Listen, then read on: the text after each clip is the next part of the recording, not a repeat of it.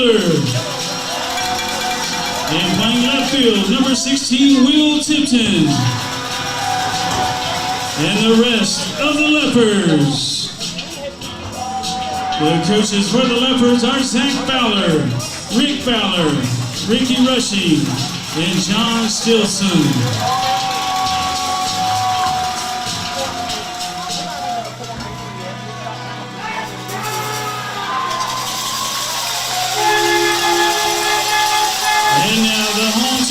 Scoreboard, representing District 7-3A, the Iowa Park Hawks. Leading off, playing third base, number 5, Braden Moreno. Batting second, the second baseman, number 2, C.J. McNeil. Batting third, the pitcher, number 1, A.J. Ramirez. Batting fourth, the catcher, number 8, Kane Decker. Batting fifth, the shortstop, number 3, Braden Hoster. Batting sixth, the right fielder, number 18, Maddox Bernard. Batting seventh, the DH, number 15, Colton Stewart. Batting eighth, the left fielder, number 14, Gideon Towner. Batting ninth, the center fielder, number 7, Coy Schmader. And playing first base, number 11, Reed McLean. And the rest of the Hawks. The Hawks are coached by Scott Green, Matt Buckmaster, Andy Garcia, and Ty Sheehan. And now, ladies and gentlemen, please rise and remove your caps as we honor America with the playing of our national anthem.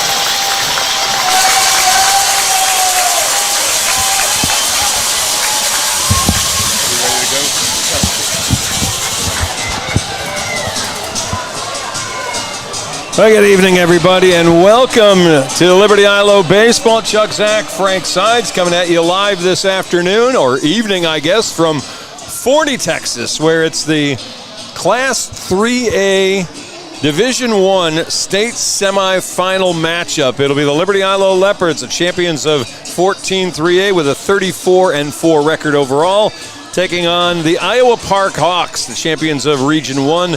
They were the runner-up in 7-3A. They come in with a record of 26-8, and this is a best-of-3 series. Unlike our companion state semifinal, that was just a one-game series. And as a result, Liberty-Eylau is going to have to play out today and tomorrow, or Iowa Park, to decide which of them will take on the London Pirates, who were the winners over Huntington yesterday by a score of 6-3.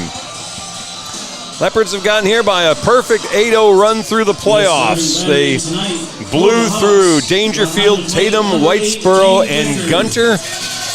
for the Hawks of Iowa Park are 7-1. They had a one-game playoff win over Breckenridge, swept Jim Ned, swept Littlefield, took 2 out of 3 against neighboring and district foe Holiday last week to get here to the state semifinals.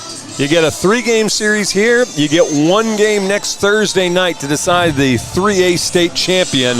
There's a lot on the line, and I don't know which team's got a bigger must-win today, Iowa Park or Liberty-Eylau. Iowa Park is going to be bringing out a handful of young gun pitchers, and they will start today with sophomore A.J. Ramirez, and he is as good as advertised. Ramirez with a 10-2 record on the season, actually 10-4 record on the season.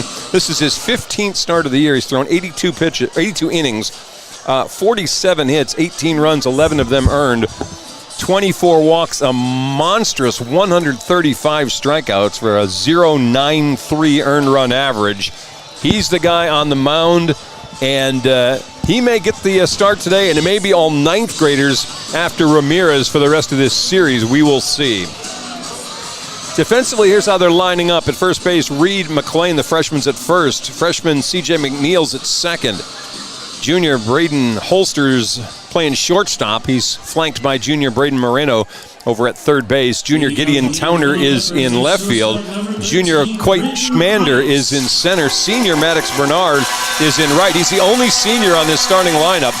Junior Cade Decker is behind the plate. All right, well, let's get the Leopards out here. Liberty-Eylau in their black uniform with the white pinstripe, and Britton Pipes will lead things off. The Leopards shortstop. Senior looks at a first pitch. It's in there. Well, let's see, a little bit high. He started to act like that was going to be a called strike to the home plate umpire, but it's a bit high for ball 1. Following him in the lineup, Eli Jarvis, the first baseman. This is a swing and a miss on a fastball. Count a ball and a strike now on Pipes. Tristan Howe, the pitcher, will bat third. Colin Evans, the center fielder, is going to hit in the 4 spot. Dylan Neighbors, the third baseman's hitting 5th. Gabe Jarvis, the catcher's going to bat 6th. It'll be Cade McLeod DHing. He'll hit in the 7th spot. There's a called strike. And it's 1-2 on Pipes. Maddox Moore at second's going to hit 8th. Arian Taylor in right field will bat 9th. That's the lineup for the Leopards. Pipes, Jarvis, Howe, Evans, Neighbors, Jarvis, McLeod, Moore, and Taylor. 1-2 the count. The right-hander Ramirez comes high with a fastball. It's 2 balls and 2 strikes.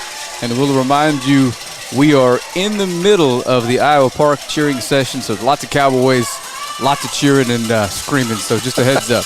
And lots of bells. That's right. The 1-2 swung on late, and Pipes goes down on strikes for the first out of the ball game. All right, 1 away. It'll bring us to Eli Jarvis. Eli hitting .293, 6 doubles and 3 triples on the season. Jarvis batting from that left side, 78 degrees here in Forney. First pitch, Bender in there for a strike. No balls and 1 strike. Jarvis going to step out a little bit. Postseason, he's hitting .379. 11 hits and 29 at bats. He swings late on that one, and now he's in the hole 0-2. I'll tell you what, this is the first time all postseason we've seen this much swing and miss this early from Liberty-Eylau. This young man's got some stuff on the mound. No balls, 2 strikes. This one popped foul. It slices away from the left field line. It stays 0-2. The goal here for the Leopards is try to make Mr. Ramirez work. You got to get him deep into counts. You got to start ratcheting up the pitch count. You want him throwing something to the tune of about 20 pitches an inning if you can handle that. You can get him that high, you can get out of him by the 5th inning and have him done for this entire series. But it's got to be patient. You got to foul off pitches. He misses on that one. 1 ball, 2 strikes.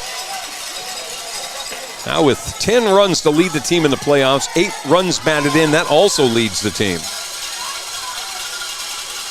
Here's the 1-2. Breaking ball, got him on a slider. So back-to-back strikeouts to open up the game. And here's Tristan Howe. Howe was so hot during the Gunter series last week, they walked him intentionally twice in Game 2.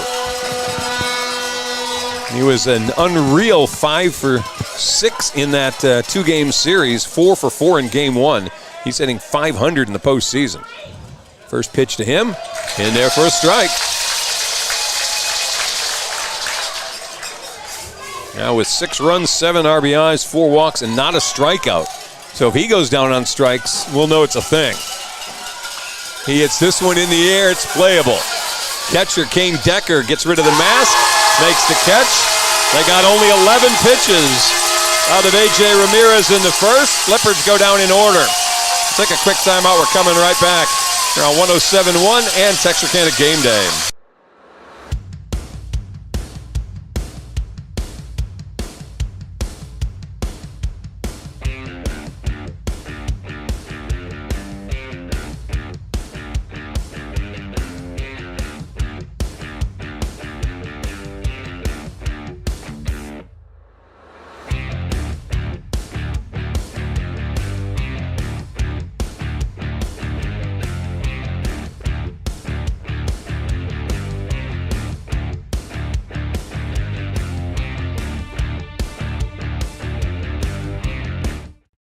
The bottom half of every inning of this 2025 state semifinal series featuring the Liberty-Eylau Leopards on Texarkana Game Day is presented to you by SBM Rock and Materials, Millway Credit Union, Davis Lumber, Wright Fiber from Ritter Communications. Again, we cannot thank these local businesses enough for stepping up and helping us bring this to you live.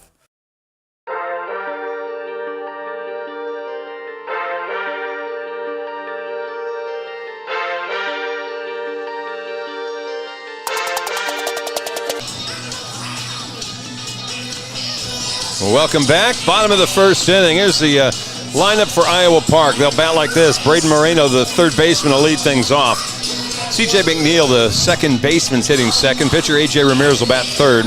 Kane Decker, the catcher, hitting fourth. Braden Holster, at short, hitting fifth. Right fielder Maddox Bernard will bat sixth. Hitting seventh is D.H. Colton Stewart. Gideon Towner, the left fielder, is going to hit in the 8th spot. Coit Schmander, the center fielder, is going to hit in the number 9 spot. Leopards defensively, it's been a pretty consistent defensive lineup all year. Eli Jarvis at first, Maddox Moore at second, Brenton Pipes at short, Dylan Neighbors at third. Tristan Howe is on the mound with Gabe Jarvis, his catcher today. Will Tipton in left, Colin Evans in center, and Arian Taylor is in right field. Right now, the guy having the worst time out there looks like maybe Colin Evans, who's looking up into the sun in center field. There's a swing and a miss from Moreno. Who's in the hole, no balls and 2 strikes. Moreno hitting an even .300 on the year. Tristan Howe, 9-2 on the season. This is a ground ball toward Pipes. To Hopper, he's got it, throws on the money, and there's one away. Howe's making his 15th start of the season. He's thrown 67 innings, 43 hits, 32 runs, 14 earned runs, 40 walks, and that's the number that jumps off the page. If he controls that, he's really good. 71 strikeouts, a 1.45 earned run average. Teams are hitting 173 against him. In steps C.J. McNeil. The freshman's hitting .319, and he looks at a first pitch strike. It's a great sign for Howe if he's finding the strike zone early. He struggled in game 1 against Gunner, came back in game 2 and got the win in that one. But if he can find the strike zone early on, things get a whole lot easier for Liberty-Eylau. Howe's 3-0 in the playoffs. Ground ball toward third. Neighbors has it on 2 hops, sets his feet and delivers a strike, and there's 2 away.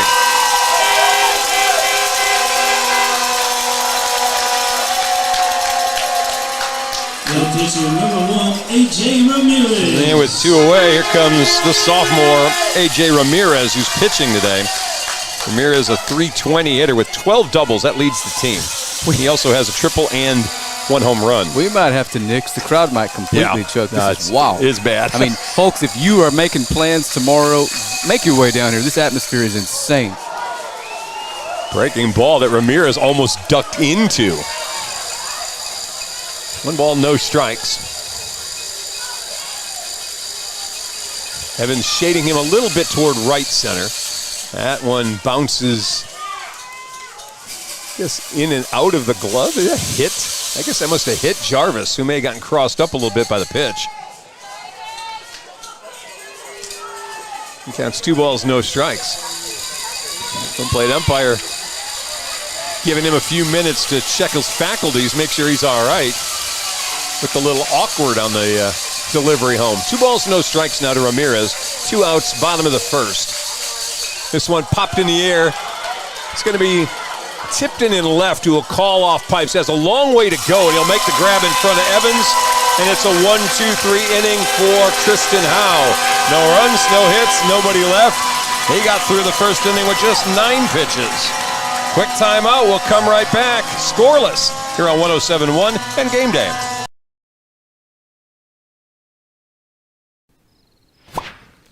Sorry you're under the weather, Susie. Here are those loan docs. Thanks, James. I'm so glad we didn't have to delay this closing. Tissue? Thanks. Secure and safe loan closings, or take care of just about any banking task. Experience the credit union difference. Anytime, anywhere. With RRCU's digital banking. Do you RRCU?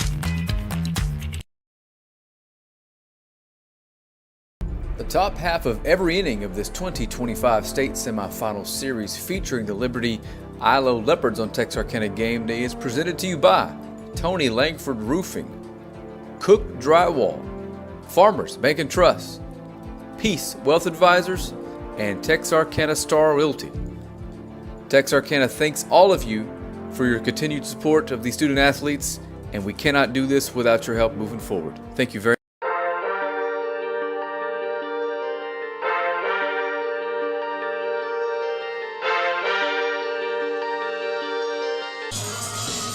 All righty, welcome back. We head to the top of the second inning. A.J. Ramirez getting ready for his second inning worth of work. He was impressive in the first, and the Leopards are going to have to figure him out a little bit, or it's going to be a long night trying to hit the baseball. Yeah, that was an impressive first inning by this young man, and you told me when we talked about this series, of course, the week that you believe Iowa Park's strength is going to be their young pitching. Yeah. This is like any series where you look at one outstanding pitcher and think, okay, well, if you survive Ramirez and steal game one, you really are in good shape if you're Liberty-Eylau. That's not maybe the case completely. McNeil, who's going to pitch tomorrow, may be just about as good as Ramirez. He's just a freshman. First pitch in there is a called strike to Colin Evans as we start the second. And I believe I've seen 3+ pitches all commanded early. This one swung on and missed, and the hole is 0-2 for Colin. Evans hitting .269 in the postseason. On the year, he's a .299 hitter. This one fouled out of play. And it's going to sound for the first few innings, I'm going to belabor that point. The Leopards need a lot of that. They need a lot of bats on the ball and not necessarily putting it in play, just making him work. It's a cool day comparatively. Last day of May, or well, coming up on the last day of May, just 78 degrees. It's kind of crazy to think it's only that temperature. We got a little bit of a breeze. It's blowing out toward right, gusting at about 11 miles an hour. 1-2 pitch.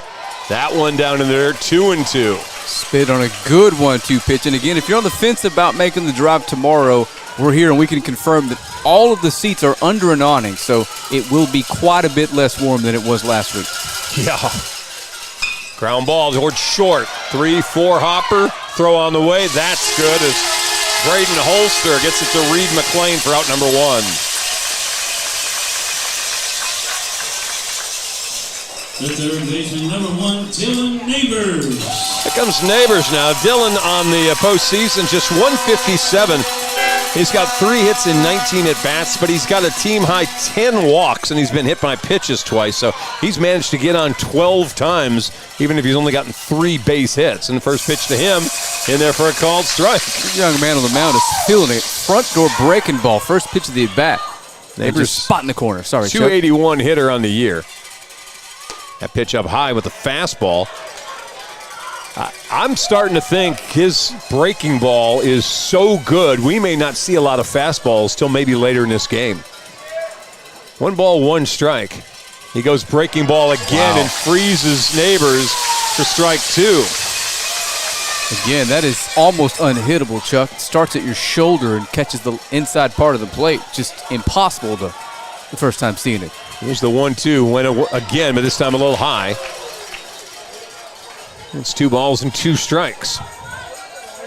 1 out, top of the second. Leopards are the visiting team. Of course, Iowa Park in their white home uniform with the green hawks across the chest. That one misses wide. And our first 3-ball count to a hitter as Ramirez goes 3-2 to Dylan Neighbors. That had a little more sweep to it. That looked like a slider on top of his curving fastball we've seen. Shadows out across home plate, almost to the mound, and there's ball 4. 11th walk of the postseason for Dylan Neighbors. He's just got that good eye. So Leopards have their first base runner, and here's Gabe Jarvis. And I'm thinking both of these coaches are going to be managing this game like they expect it to be 2-1. You got to try to squeeze every run out of this you can get. Neighbors with a nice lead, but not over the top. He fakes going on the first pitch. It's inside and low, and their catcher, Kane Decker, does a nice job blocking that. The foul territory is real big all over the place here. There's a lot of area between the dugouts and the foul lines, and a bunch of area behind home plate. In fact, Gabe Jarvis before the game was throwing balls off the padding to see how they would come back because it's such a far distance back there. When you know they're going to try to hold Neighbors a little closer after watching him get that big jump last pitch. And with the first baseman holding him on, the second baseman shaded to second to cover, and this guy exclusively throwing breaking balls. He's got a shot to pull something through that huge gap over there if he can wait on it. Another soft toss over to first this time. Gabe in the postseason hitting .416. 10 hits in 24 at-bats. On the year, Jarvis hitting .307. Show bunt, pull it back, and it's going to be a called strike. And I know it's early. Do we have a final in the Pleasant Grove game? Are we going to have somebody, a city team waiting on us in Austin? Oh, yeah, they won. I don't know the final. It was the bottom of the 7th, and it was 13-1 Hawks, so they won. PG with a sweep.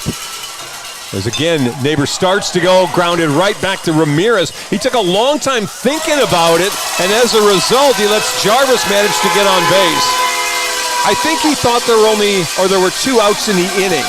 He gloved that and acted like I have plenty of time, I'll just throw it to first, and then all of a sudden the light clicked on. Oh wait, there's only 1 out. So he got the force out of Neighbors at second base, but the relay was not in time as Holster just didn't have enough to get the left-handed hitting Jarvis out before he reached the base, and it looks like Zyvan Banks is going to come in and run now for Gabe. Taylor made double play ball. Big mistake on the mound. Worst case scenario, we get to at least tack on a few pitches here. Yeah, well, hopefully. And it's his own fault, right? So, Cade McLeod up now. McLeod, 260 in the postseason. He's got 7 RBIs coming out of that number 7 spot in the order. He's hitting 293 on the year as we throw over. Of course, Banks is a threat to steal. He's got 13 on the year. Started to mention we've got shade between the mound and home plate and nothing else. Breaking ball. Called strike. Tell you what, umpires got a very pitcher-friendly strike zone so far, which is a marked difference in Game 1 against Gunner last week. Well, Banks with a nice lead at first. We'll see if Ramirez thinks about it. Yeah, goes over that way, and Zyvan diving back in. So as opposed to last week when every single person in the ballpark was complaining about the strike zone, we hadn't heard one yet. He's been pretty consistent with it. But based on the pitching matchups, that's going to benefit Iowa Park, I would think, early. Huge lead over at first base. Here comes a pitch. Breaking ball. The umpire's faking us out here. And on cue. He's turning to his right with a right-handed hitter. He turns to his right, and his ball and his strike, whatever you want to call it, his routine he goes through are almost the same. He just doesn't put his arm out if it's a ball. Very close this time on Banks at first base, and Zivan gets up a little bit slow. He may have gotten jammed in the face with that ball or the shoulder. And I think the key here for Liberty-Eylau is to put some pressure on the young man on the mound. This is obviously a spot he's never been in. It's not dissimilar to last night's pitcher in the Seminole game. Yeah. They're not accustomed to this. Liberty-Eylau is. Here's the pitch. That one is a strike, and now it's 1-2 strikes to Cade McLeod.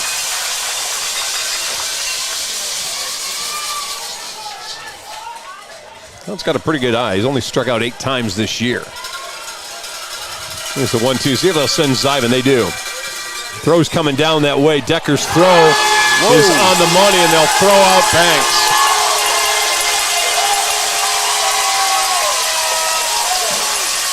All right, well, there were no runs, no hits, and nobody left on base. We're coming back for the bottom of the second. Scoreless ball game here on Game Day in 107.1. Nerf Wars, safe.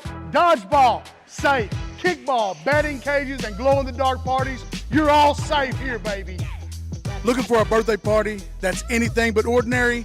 Iconic Performance Center brings the fun to you. With 2 hours of high-energy activities, plus music and dancing, this will be the party they'll never forget. Book your iconic birthday party today at iconicperformancecenter.net or just call 903-293-9949. The bottom half of every inning of this 2025 state semifinal series featuring the Liberty-Eylau Leopards on Texarkana Game Day is presented to you by SBM Rock and Materials, Millway Credit Union, Davis Lumber, Wright Fiber from Ritter Communications. Again, we cannot thank these local businesses.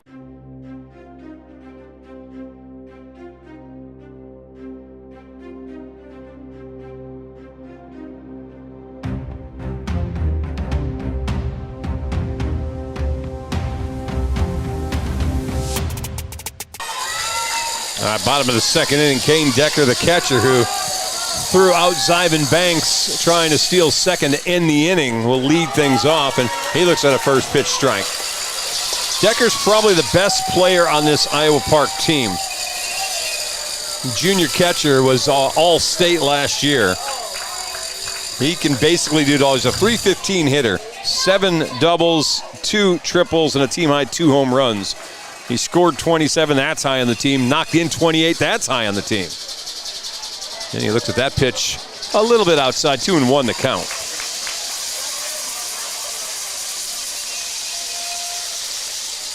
And he swings at this one. Maddox Moore going out at second.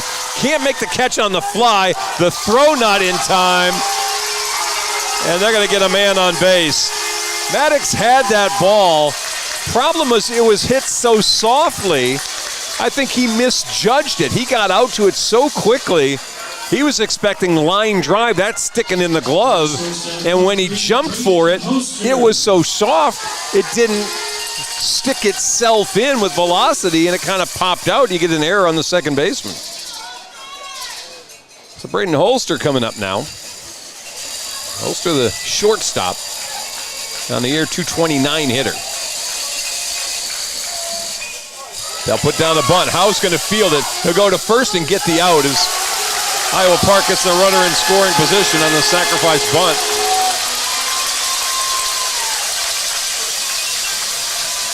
The right fielder, number 18, Maddox Bernard. And you wonder sometimes, you're going to get the catcher out so you can get gear on. Not Iowa Park. Decker stays. Decker has 3 stolen bases this year, but he's a good enough base runner. Here's Maddox Bernard now, the lone senior in the starting lineup. He looks at a first pitch strike. Bernard on the year hitting .333. That's high on the team. .521 on base percentage. And he's walked 27 times. That's high. He's going to bunt, and he'll bunt it foul, and he's in the hole 0-2 now. Yeah, and I'll reiterate how, I mean, insane's not the right word. This is just a really, really cool high school baseball atmosphere. These two teams, two cities showed up and showed out, and it is loud as all get out, Chuck. Well, normally we'd be down at if you're at 4A, Dish Falk. If you were at 3A, like we are now, Del Diamond, where it's a massive park, and you would put more people in because you'd have multiple games that day. Instead, it's a smaller crowd, but it's an intense crowd. And because they're a little bit more concentrated, they're a lot louder. 1-2 the count now to Maddox Bernard, the right fielder. He swings at this one off the glove of Jarvis. They got no play at first, and the runners are going to be safe at first and third.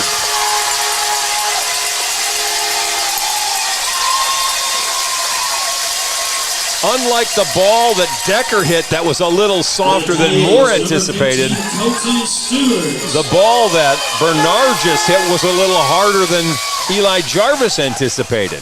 And when he dove to go get it, there was nobody at first base. Tristan Howe had not gone to cover the bag, and so there was no play at first. So we got runners on the corners. Colton Stewart, the DH, up now. Stewart hits from the right side. He's hitting .250 on the year, and the first pitch to him is inside for a ball. Now, typically for the Leopards this season, this is the place where you get a double play. Stewart's not a great runner, it looks like. There's a little bit of speed maybe at first base, but what'll matter is the speed at home plate. This one through the catcher, and Iowa Park's going to get their first run of the game.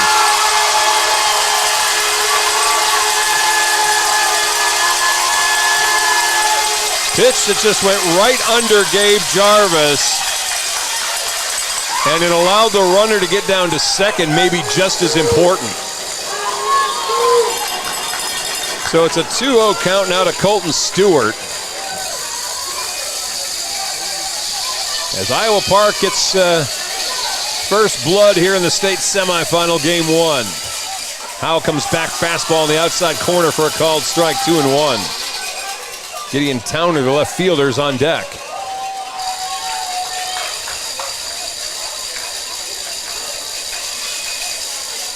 And another pitch down, and again, Jarvis unable to corral it, and that's going to let the runner go to third base.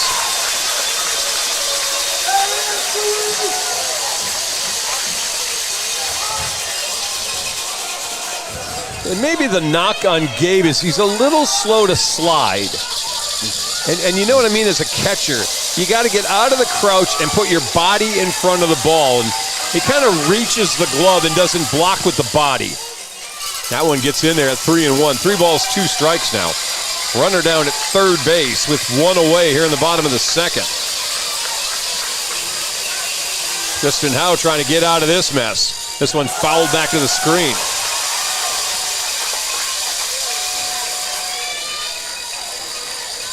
It started with an error on a ball at Maddox Moore.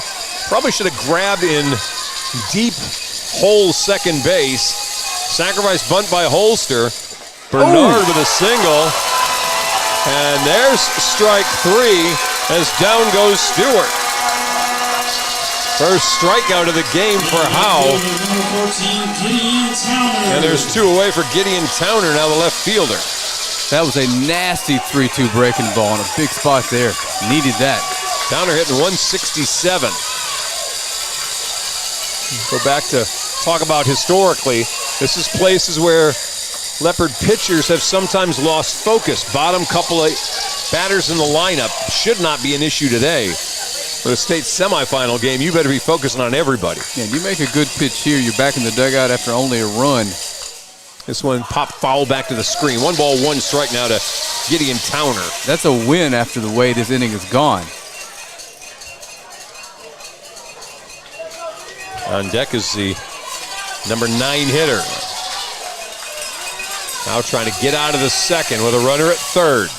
This one hit in the air with this big foul area. Let's see if Jarvis can get over to it. Gave it a long run, but it made its way into the bullpen area over the fence down the right field line. And so it counts 1 ball, 2 strikes. Get a tip of the cap to Eli Jarvis, who took off like a shot. He covered a lot of ground to get out there. Unfortunately, the ball wouldn't stay on the field.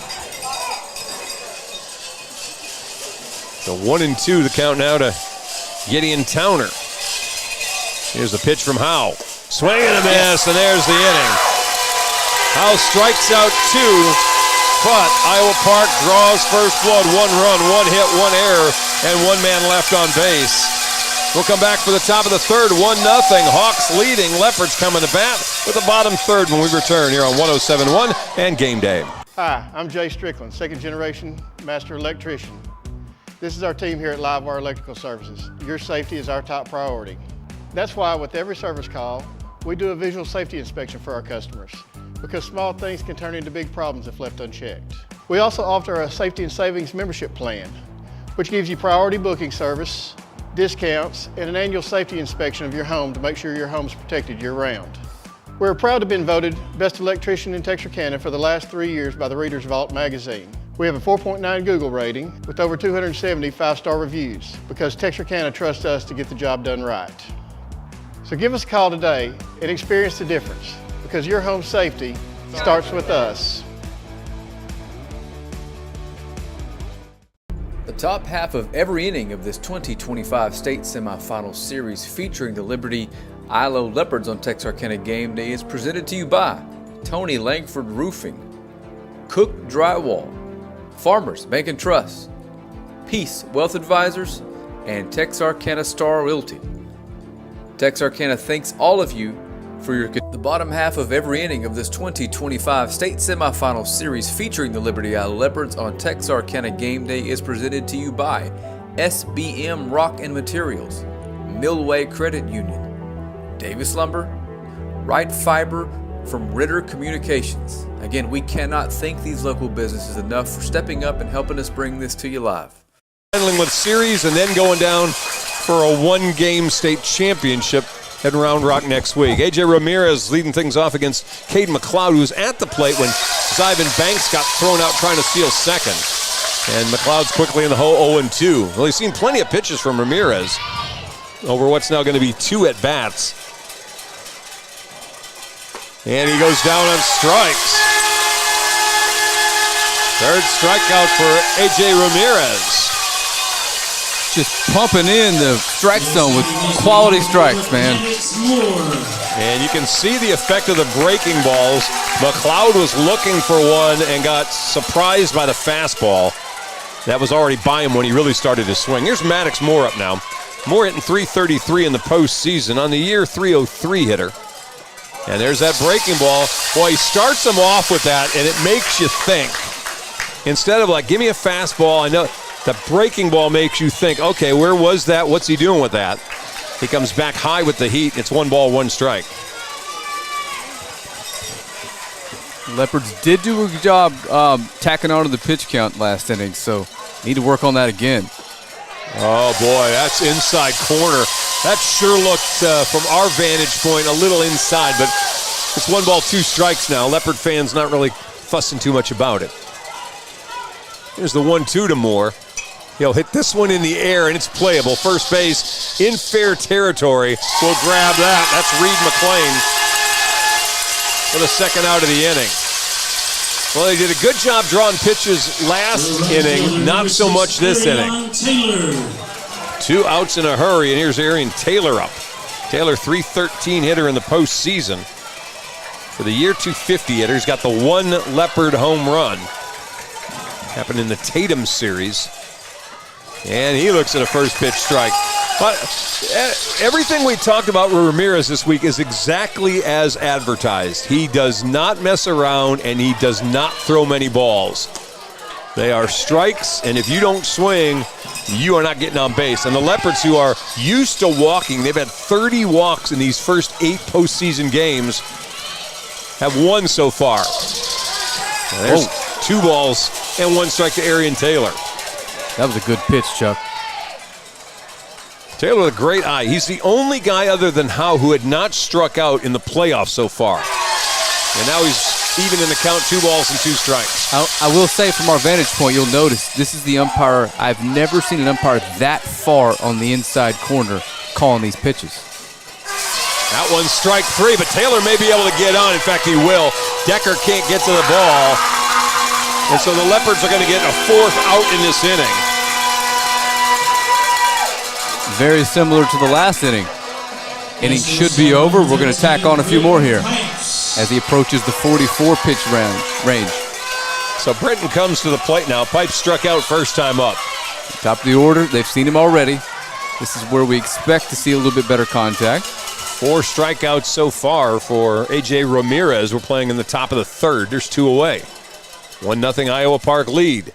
A little high on the slider that time, and it's 1 ball and no strikes. Do you see what I'm saying about where he's positioned? It's It's bizarre. He's almost out of the box. Catcher setting up outside for Pipes. They come back with a breaking ball. That one inside. He crossed up his catcher, and it's 2 balls and no strikes. Shade starting to reach the left side of the infield. It's almost to the brown part of the turf here at Forney. Throw over to first as Taylor dives back in. If you're a Texarkana Pleasant Grove fan from back in the day, you remember the Jackrabbits. They blocked PG from trying to make advances to the state tournament multiple times in the early 2000s. That one a breaking ball that is a strike, and it's 2-1 now. Forney's built this new baseball complex on the back of a just ginormous high school with a great football field. We've done a couple games here for Longview. You can say the money is moving out into Forney. The population's exploding. They moved right on up to 6A, and if there was a 7A, they'd be there soon. Yep. 2 balls and 1 strike to count to Pipes. Boy, painted the outside corner. See, I don't know. I'm going to go back to your vantage point about this. The umpire sitting in so far inside makes you wonder if he's seeing accurately that outside corner. 2-2 the count now. Leopards have not gotten a runner to second yet. Here, I'll show you here on the camera what we mean by that. He's literally outside of the ump box there. There's the 2-2. Not criticizing him at all, just it's sad unusual. It's an observation. That's right, observation. You're right, Chuck. 3-2 now as he misses on the breaking ball, low and outside. If it were chalk, the line would be gone already. Another throw over. Boy, Taylor barely got back there. He was just starting to take his lead, and Ramirez took a spin over there, and Arian's hand with that pink batting glove just barely got underneath the tag. He's going to take off and run now, and doesn't matter. Pipes goes down on strikes as he barks to himself, leaving the batter's box. No runs. There were no hits, no errors, and 1 man left on. Quick 2.5 innings. It's 1-0 Iowa Park. They'll come back with a 9-1 and 2 hitters when we return here on 107.1 and Game Day. My name is Doug Willett. I own M&M Tire and Auto Center. We've been here for over 40 years. We're just a mom and pop place. We service any type of vehicle that you can think of. We do front end alignments. We've got the best front end alignment machine guys here, and we also do AC work. For the new Freon, which is the 1234 FY, we do that too. Plus tires, now that's the major thing. Cooper Tire employees, we're really special with them. We give you 15% off, plus also you get your Goodyear employee refunds back on your tires, which is great for you. Extra value is what you get when you buy from Doug Willett. Don't worry, my guys will take care of you too. The top half of every inning of this 2025 state semifinal series featuring the Liberty-Eylau Leopards on Texarkana Game Day is presented to you by Tony Langford Roofing, Cook Drywall, Farmers Bank and Trust, Peace Wealth Advisors, and Texarkana Star Realty. Texarkana thanks all of you for your continued support of these student athletes, and we cannot do this without your help moving forward. Thank you very much. Bad news to start. Coit Sander with a bunt and the error by the pitcher. Howe is going to let him go all the way to third. He bunted that ball third base side, and Howe's throw to first way off the mark. And as big as this park is in foul area, Arian Taylor had to go all the way to the right field corner to go get that ball and get it in. It's a 3-base error on Howe. Leopards now with 2 errors already early in this game. First one cost him a run. This one puts a runner on third with nobody out as the top of the order comes back up. Braylon Moreno, who shows bunt, looks at a pitch inside for a ball. So the folks on game day weren't back to see it. Exactly what happened. Was it a bunt or a ground ball? No, it was bunt to third base, or third base side, and they just caught the Leopards napping, and now just made a bad throw to first. They'll show bunt again. This time first base side. It's going to get a run in as they'll take the out, and Iowa Park goes up 2-0.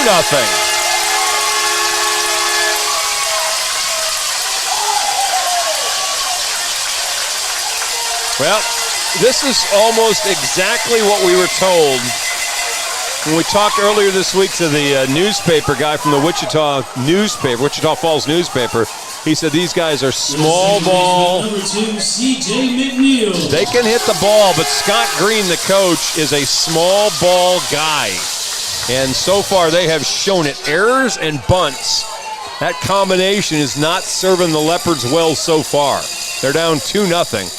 One away, and that's a called strike to C.J. McNeil, who grounded out to third his first time up. Playing in the bottom of the third inning.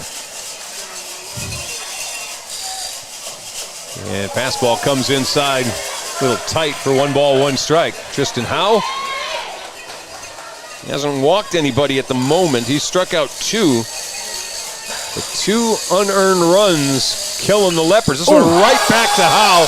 He knocks it down, gets it, and throws down to first base to retire the batter. And that was all about self-preservation for the pitcher. Home plate umpire going to come out and check on to make sure that he didn't actually get hit by it. I think he got the glove up in time, that it was the glove that took the brunt of that ball coming back. But A.J. Ramirez. That's the one that makes you question your life choices. Yeah, that was right at his face. Did a good job getting a glove on it, but again, the adrenaline's going to pump a little bit for a couple seconds after that. Here's A.J. Ramirez up. He flew out to left last time up, and Will Tipton out in left is playing way back. First pitch, outside ball 1. 2 outs here in the third. Leopards trying to keep this thing close and hopefully wear out Ramirez. Ground ball. It's Neighbors with it. He'll set and fire. Good. And off the bag. The throw by Neighbors, even though he got set, he pulled Jarvis off the bag at first, and it's another error on L.E. Third Leopard error, and the inning's going to continue for Kane Decker, the catcher. Man, that's just bad luck. The catcher, number 8, Kane Decker. Leopards are having kind of a similar start to what we saw their opponent have last week in a game. Just everything that can go wrong, whether it be minor or major at this point, is.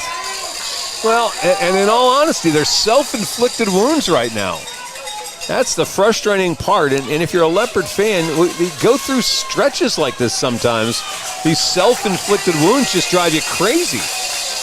Off goes the runner, first pitch, and it hits the batter. And we're going to have runners at first and second as Decker gets hit by a pitch. I think that base was stolen out of the way, Chuck. Oh, it was. I think I'm just going to go ahead and turn the crowd mic off and see what that does. Yeah, Kason Gossett is the runner. He was going to have second no matter what. And Zach Fowler's taking a walk out to talk to Howe in the infield.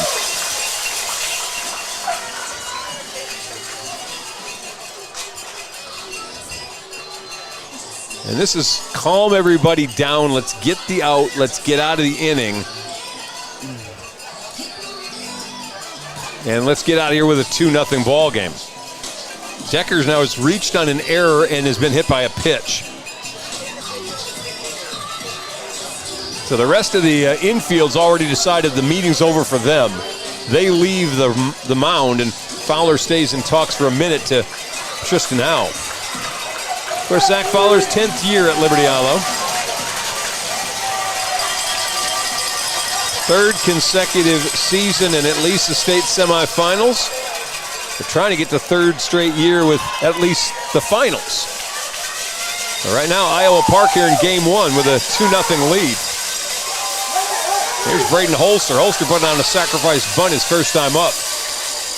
And the pitch to him, in there for a called strike.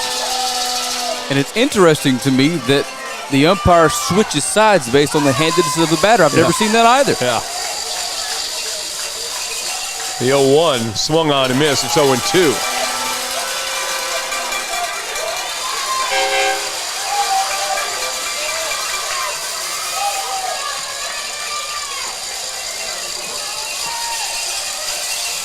Jarvis setting up outside, swing and a miss. That'll end the inning. But Iowa Park picks up 1 run. There were no hits, 2 errors, and 2 men left on. 2-0, Hawks with the lead. Quick timeout. Back here in a minute on 107.1 and Game Day. The bottom half of every inning of this 2025 state semifinal series featuring the Liberty-Eylau Leopards on Texarkana Game Day is presented to you by SBM Rock and Materials, Millway Credit Union, Davis Lumber, Wright Fiber from Ritter Communications. Again, we cannot thank these local businesses enough for stepping up and helping us bring this to you live. My name is Wade Tyson. I got up not feeling real good, and I didn't know what was going on, but I just knew something wasn't right. So I got in my truck and drove myself here to the Texarkana Emergency Center. And I said, I think I'm having a heart attack. And they immediately went to work on me. I've been told that I coded 4 times. Dr. Bowman. The top half of every inning of this 2025 state semifinal series featuring the Liberty-Eylau Leopards on Texarkana Game Day is presented to you by Tony Langford Roofing, Cook Drywall, Farmers Bank and Trust, Peace Wealth Advisors, and Texarkana Star Realty. Texarkana thanks all of you for your continued support of these student athletes, and we cannot do this without your help moving forward. All right, welcome back. We're quickly into the top of the 4th inning. This game that started at 7 o'clock tonight, already moving into the 4th, and we've been playing for 42 minutes. So far, the pitch counts have been manageable. 49 so far for Ramirez, 41 for Howe. Leopard errors have been the problem, and they trail 2-0.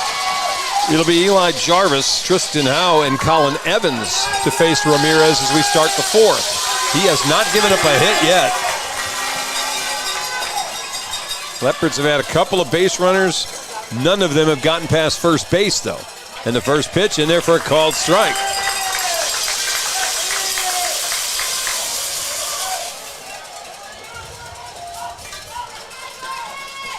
The pitch high. He's been a little up with the fastball. That's the one pitch he's seeming, and maybe it's intentional. Maybe he's trying to go upstairs with it, but he's been the highest with that pitch. Ground ball towards short. Holster with a 3rd hop. Fires it across and beats Jarvis by a step.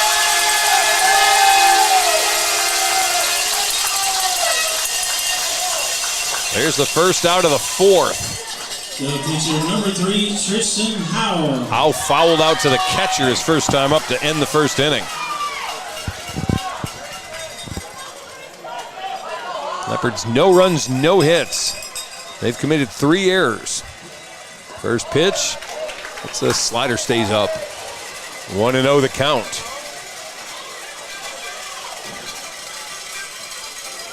Shortstop shading his eyes.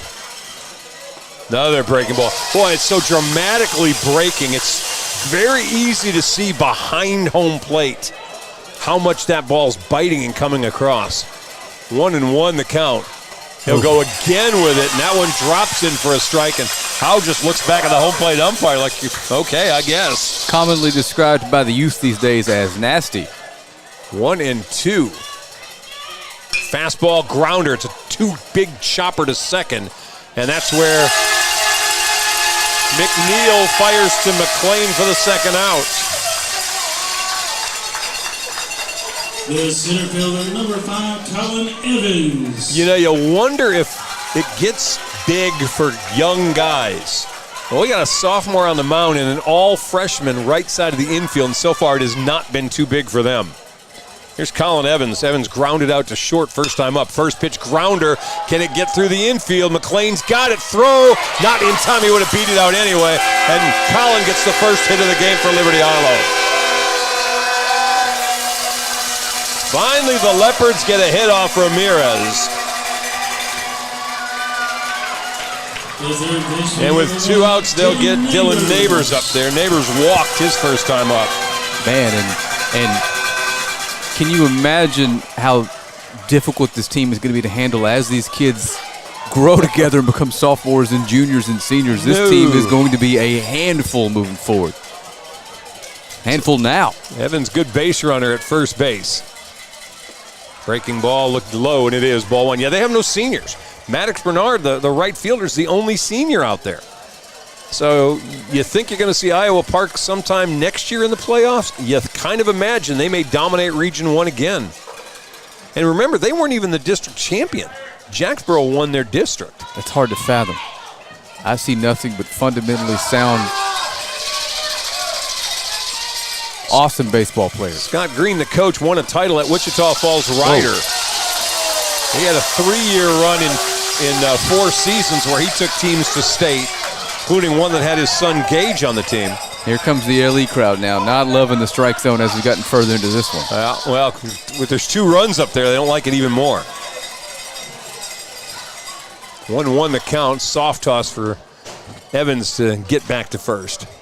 Park here is 310 down the lines, 345 to the alleys, and 385 rather, straightaway center field. Big elevated wall out there. Yeah. How big is it, Frank? Let me show you a picture. They're going to ask if he went around, and they say he did. And the count 1-2. It looked like Neighbors had checked it, but they asked the home plate umpire to appeal to first, and first base umpire said now he broke the plane. So it's 1-2 now to Dylan Neighbors with 2 outs here in the 4th. It's big enough that for the first time I traveled with a 20-foot extension ladder. There you go. Another soft toss over. And it wasn't tall enough.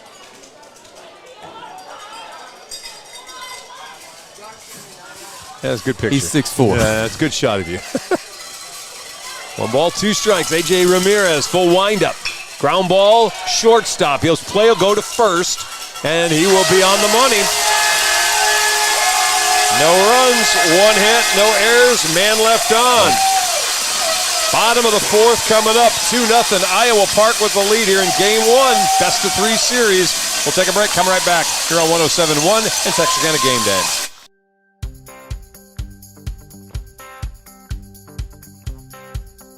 Meet Tony Langford Roofing, your trusted name in roofing solutions. Decades of experience and top-notch service. Passionate about your home safety, we treat every roof like our own. From repairs to full installations, we've got your home covered. Upgrade your roof with our variety of styles and materials. For roofs that last long, choose Tony Langford Roofing. We've got you covered. The top half of every inning of this 2025 state semifinal series featuring the Liberty-Eylau Leopards on Texarkana Game Day is presented to you by Tony Langford Roofing, Cook Drywall, Farmers Bank and Trust, Peace Wealth Advisors, and Texarkana Star Realty. Texarkana thanks all of you for your continued support of these student athletes, and we cannot do this without your help moving forward. Thank you very much. The bottom half of every inning of this 2025 state semifinal series featuring the Liberty-Eylau Leopards on Texarkana Game Day is presented to you by SBM Rock and Materials, Millway Credit Union, Davis Lumber, Wright Fiber from Ritter Communications. Again, we cannot thank these local businesses enough for stepping up and helping us bring this to you live. And here's a bunt to start the inning again. Back to Howe. This time he'll make the throw on the money, and that will retire Maddox Bernard for the first out of the inning.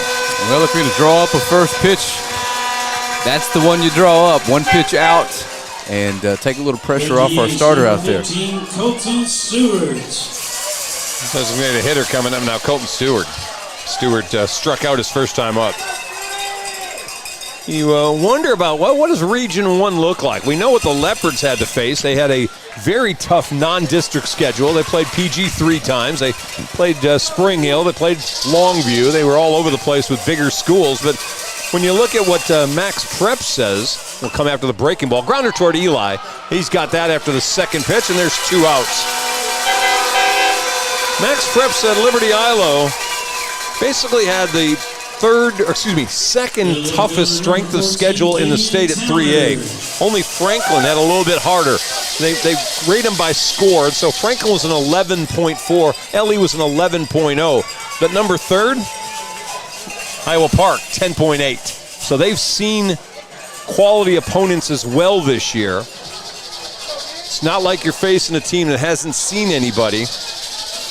They're steeled for this. Gideon Towner up now. Towner struck out first time.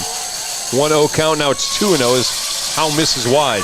So I just saw that someone in front of us has got a radar, so I'll be able to give you some velo readings on the starter when he comes back out. Oh, very nice. Unless they hear me. Not that thing. 2 balls, no strikes. Showing bunt. That one's in there for a strike, 2-1. I don't know if I should disclose the young man on the mound's radar in case anyone future games is watching, so I won't. Okay, well, you can tell me. I'll tell it. That way it won't be you disclosing it. Okay. 2-1. Ground ball, that's in the hole. Pipes will dive but can't get there, and that's a 2-out single for the number 8 hitter, Gideon Towner. And the number 9 man, Coit Schmader, comes up. Schmader got on with the error on Howe back in the 3rd inning on his bunt. And they're going to direct Colin Evans to back up a little in center field. Going to ask for a new ball. Howe looked back at center and thought Colin was a little bit tight and pushed him back. Let's go back a few steps. The sun's still right in his eyes out there. Yeah. I wonder, I don't know, why that doesn't come into the planning around, creating the ballpark's dimensions and orientation. You know what I mean? Oh, it does, but you can't. I mean, even like Pleasant Grove, at certain times of the year, Pleasant Grove's new field is really tough for guys in like right field and center field. Other times, not so bad. That's one in there for a strike.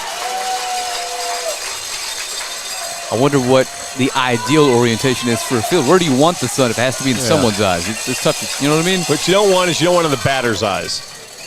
Everybody else you don't care about so much. You just don't want it in the batter's eyes. Throw over to first. This is 0-2 count now on Schmader. If you aren't here when you see this place eventually, you wonder why they didn't just go ahead and put a dome on it. Yeah, right? The bond had to have been big enough. Ground ball toward Pipes. He's got it. Throw to second and more. That's in time, and the inning's over. No runs, 1 hit, no errors, man left on. We're through 4 full innings. Top of the 5th when we come back. Iowa Park 2, Liberty-Eylau nothing. Here on Game Day and 107.1.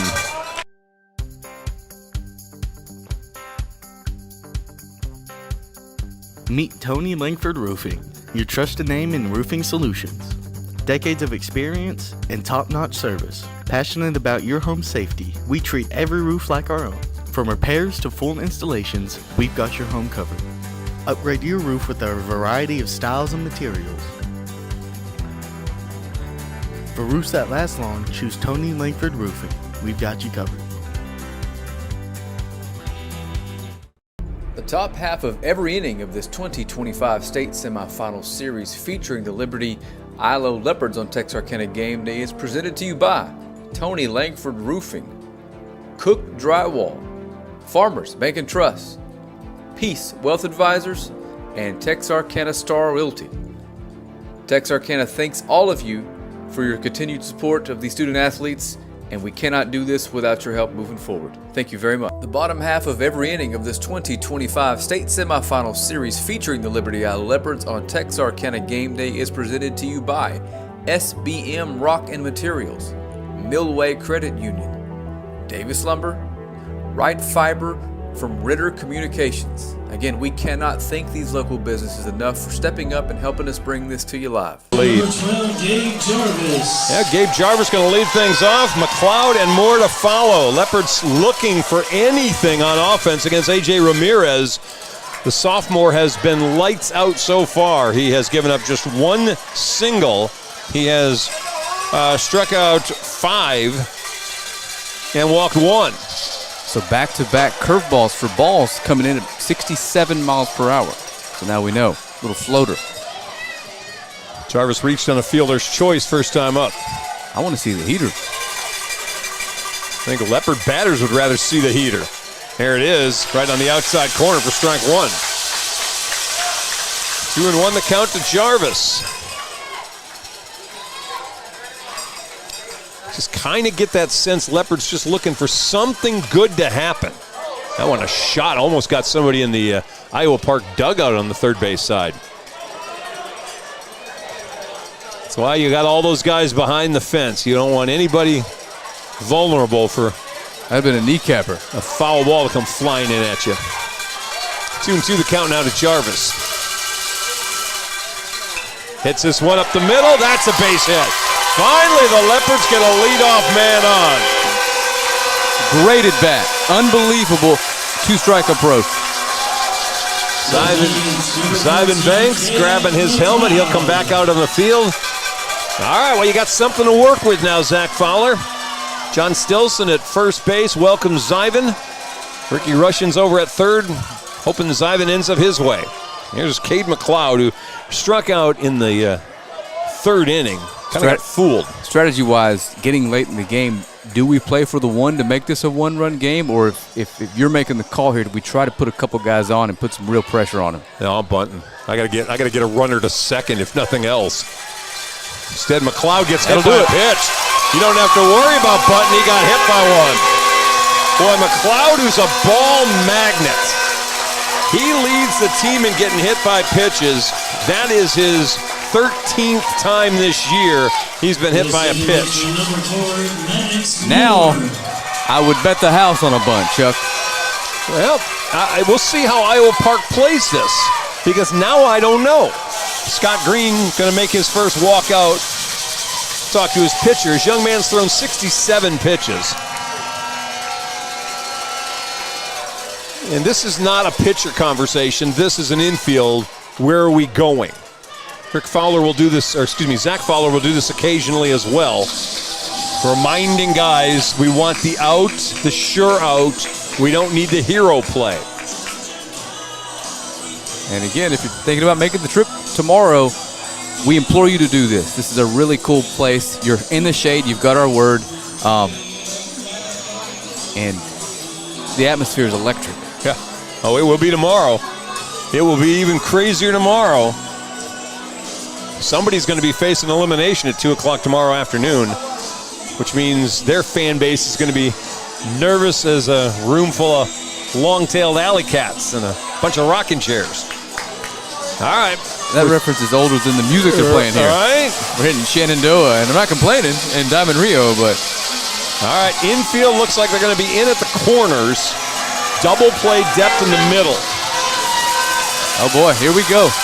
So Maddox Moore, who typically is not a great bunter, comes to the plate. Moore's first at bat, he popped out to the first baseman. That's what you don't want a line drive, you don't want a pop out. Ball on the ground forces somebody to make a play. Third baseman's looking into the sun. It's going to be a tough ball for him. I think you have to bunt, Chuck. That's Braden Moreno. But then again, I don't have 30 years of baseball experience. All right, let's see what they've got. Banks is at second. First bit of pressure on this young man tonight. Let's see how he handles it. I think we brought a runner. I think that may be tipped and running at first for McLeod, the DH. They're going to turn around and try to do something at second base, and Zivan's back there safely. I'm getting nervous. We're at that point in the game where every out starts to really, really matter. I think I got that wrong. I think that's a different runner out at second. That does not look like Tipton's number. And if you're watching, click share. We need you to do it. Let's get as many eyes on these young men as possible. This one's going to come down to the last out, it looks like. That's Ryland Blair out at first. Here we go. First pitch. Moore showing bunt. Puts one down, but it's a little wide of the line, third base side. It's strike one. Oh, boy. It would have moved the runners, no question.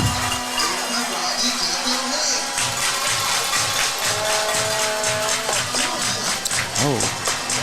Now the stadium PA is getting the crowd on their feet. No, I don't think the crowd needs any help getting ramped up. They're ramped already. No balls, one strike to Maddox Morris, the junior. See, they're going to ask him to bunt again. And again, they're going to throw to second. They are very concerned about Zyvan Banks. And we saw this yesterday when the young man got rattled for Seminole. He could not stop throwing back behind the runner at second and eventually tossed it into the center field and gave us a run. He gave Pleasant Grove a run. I don't see I think Ramirez we're all a collective doing of that. us right now. We really want both teams in Austin. Well, one of them's already going. All right, we'll set it again. Banks with pretty nice lead at second. Shortstop sneaking in behind him. And they're going to sneak still. Now back out finally. Well, here we go. Pitch on the way. Bunted up the middle. They're going to go to first base to get more. And he does his job. He moves those runners. Now there's some pressure on the young man on the mound. Well, and more than that, there becomes pressure on the catcher. A ball that we saw get through Gabe Jarvis cost the Leopards a run earlier. It's the same scenario now. Runner at third, you got to block everything. With Taylor's speed, I'd almost consider doing it again. Well, I don't know. Since he could beat it out. I don't know. That's a risky play. Infield at the corners are in again. No double play possibility. First base is open. Arian was, he struck out and reached on a pass ball back in the third inning. Leopards finally got a runner at second. Now they finally got one at third. They trail 2-0. We're in the top of the fifth. This will be pitch number 70 for A.J. Ramirez.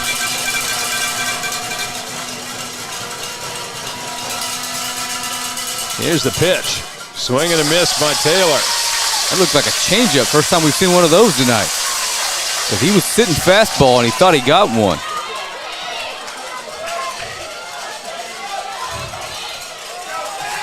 First base backing up a little bit now, even to the bag. Arian did not show bunt, but they're not believing he's not going to. Corners are still cheating in. Step out. There we go. Yeah, Ramirez taking a long time looking into his catcher. And this is one of the signs of nerves starting to creep in. There's one out here in the inning. 2-0 lead. Leopards trying to get on the board. Pitch low, ball.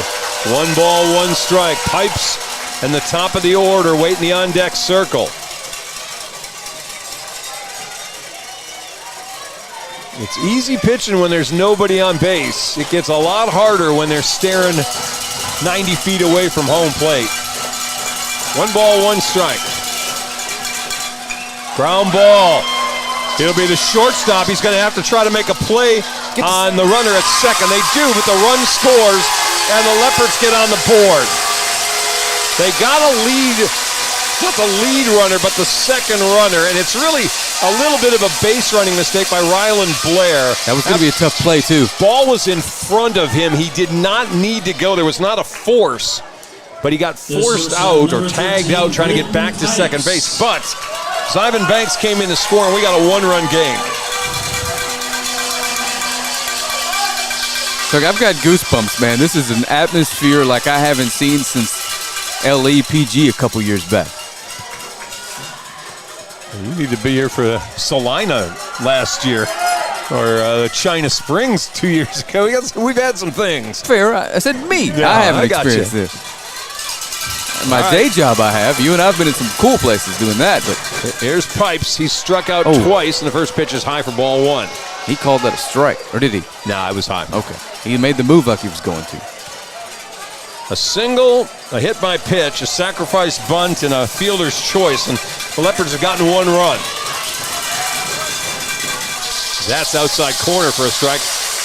I feel like you've got to find a way to steal this base and get a man on in scoring position up there for Pipes with 2 outs here. Problem is Deckard can throw. Guy behind the plate's got a cannon.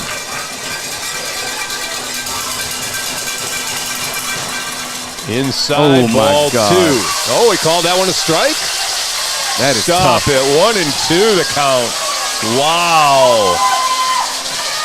That looked inside the Pipes. 1 ball, 2 strikes. Throw over to first. Arian diving back in. I think this is the pitch. If you're going to run here, you're probably getting that breaking ball, and you may very well be a waste pitch somewhere. So you're going to send him here. And you may not mind making the out at second base. And there he goes. And the ball gets past the catcher, and Taylor's going to go to second. He starts to go to third. If he'd paid attention the whole way, he might have gotten to third base. He pulled up at second base and didn't look at Ricky Rushing. So he got the breaking ball, and it got through the catcher. He wasn't throwing him out anyway. He had a huge jump. So now we've got the time. Sorry, Chuck, that's your job. No, go ahead. Sorry. I get caught up. Tying run at second now. 2 balls, 2 strikes to Britton Pipes. He hasn't made contact with a pitch from Ramirez yet. The fan in me says, put this in that right center field gap and send this place on fire. And looks like we're going to get a timeout again as Ramirez taking an awful long time.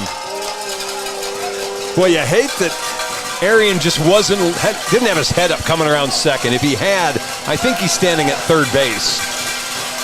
Either way, Pipes has to get a base hit. If he gets a hit, it won't matter because Arian will score anyway. 2 balls, 2 strikes. Ramirez ready. Ground ball to third, backhanded by the third baseman. He'll throw across and retire the side. Well, good-looking play by Braden Moreno to end the inning. Leopards get on the board, their first run of the game. There was 1 hit, no errors, and 1 man left on. Bottom of the 5th coming up, 2-1 Iowa Park here on 107.1 and Game Day.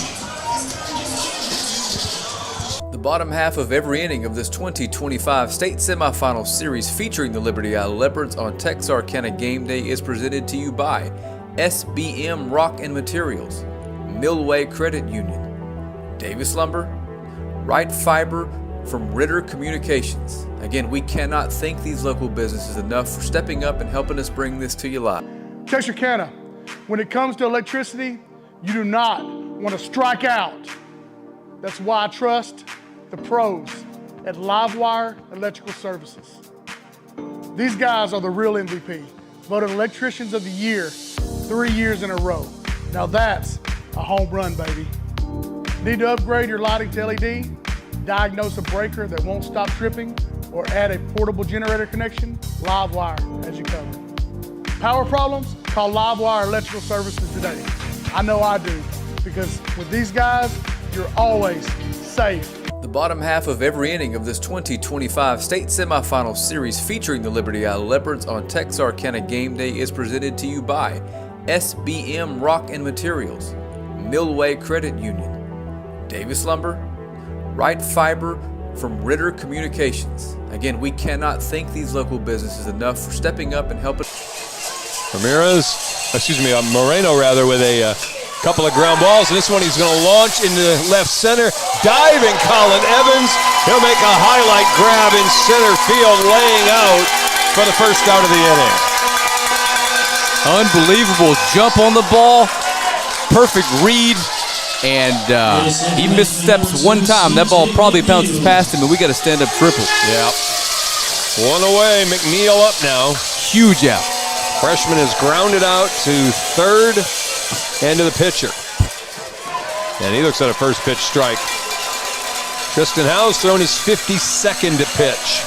Just to give you a reference point, A.J. Ramirez has thrown 77. That one a little low and outside. 1 ball, 1 strike. There's a lot of strategy left in these 2 innings, and it's not just today's game, but it's the entire weekend series. 2-1, the count now, pitch low. Strategy part 1 is, if you're the Leopards, trying to get rid of Ramirez so he's not a factor tomorrow. Ground ball, Pipes has it. Throw on the money, 2 away.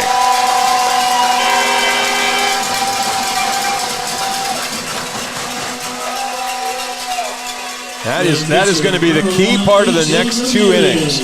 Obviously, Leopards want to get a lead here and win game 1. But if you don't do that, you got to make sure that sophomore plays no part on the mound tomorrow at all. Ramirez to the plate now. Oh, my. And I tell you what, Tristan Howe just brought up a nasty little breaking ball himself. If he stays there, he gets hit in the head. Instead, it's a strike.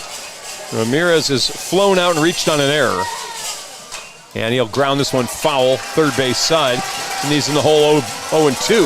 I was going to say, Chuck, for what we've seen so far, if this goes 3, I'll be shocked if we see a total of 12 runs scored in this series. It's going to be a nail-biter all the way through, it looks like.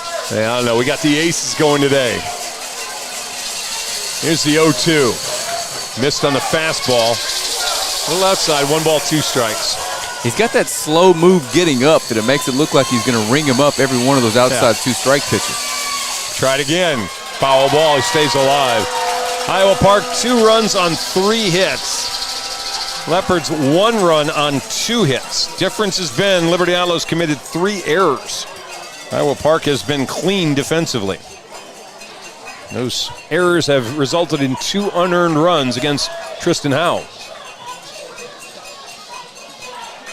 All right, we'll get a couple of new baseballs, and A.J. Ramirez steps back in. 1-2 the count. Howe goes at him, and this time hits him in the back. Second hit batter for Howe. And it's a pitch you didn't need to make. You started it off too far at him. He was trying to do the same thing he did with the first strike in that at bat, which is start it kind of at him and have it break back. He started it too far at him, and it broke and hit him right in the middle of the back. So with 2 outs, a runner gets on again now for Iowa Park, which means Howe's got to extend this inning. And here's catcher Kane Deckers, reached on an error and been hit by a pitch himself. We'll see if this we can see looms large. Throw over to first. New runner in, by the way. And I'll tell you, we do see some action out there in that Iowa Park bullpen down there. Someone getting loose. Kaysen Gossett's the runner at first, and we'll have a couple throws over. They got a right-hander warming up, it looks like. If we do have a new pitcher, that means they're going to save their fireman arm for a potential Game 3 situation or save situation. Ground ball toward Moore. Routine play. He'll make the throw to first, and that'll end the inning. No runs, no hits, no errors, man left on. We're going to the 6th, 2-1 ball game. You're on 107.1 and Game Day. The bottom half of every inning of this 2025 state semifinal series featuring the Liberty-Eylau Leopards on Texarkana Game Day is presented to you by SBM Rock and Materials, Millway Credit Union, Davis Lumber, Wright Fiber from Ritter Communications. Again, we cannot thank these local businesses enough for stepping up and helping us bring this to you live. The top half of every inning of this 2025 state semifinal series featuring the Liberty-Eylau Leopards on Texarkana Game Day is presented to you by Tony Langford Roofing, Cook Drywall, Farmers Bank and Trust, Peace Wealth Advisors, and Texarkana Star Realty. Texarkana thanks all of you for your continued support of the student athletes, and we cannot do this without your help moving forward. Thank you very much.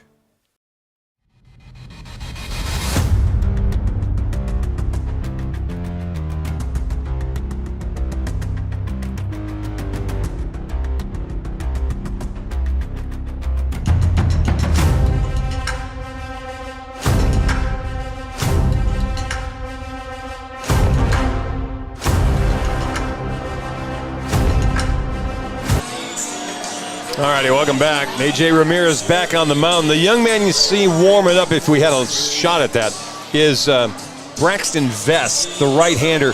That's another freshman. So the kid on the mound's a freshman? No, he's a sophomore. Oh, I was about to say, oh my goodness. The kid tomorrow is going to be the second baseman. He's a freshman. He'll be the starter. Vest is the guy in the bullpen. He's already made 18 or 17 appearances this year, none of them in a starting role. And I expect he's probably going to be the guy that comes in. And here comes the Let's Go Leopard chance. We need a leadoff base runner in the worst way. 77 pitches if we can tack on a few here. One of the voices of the PG Hawks makes his way across town. Jay Davis over here. After the Hawks with a 2-game sweep of Seminole to make their way to the state championship game next Friday.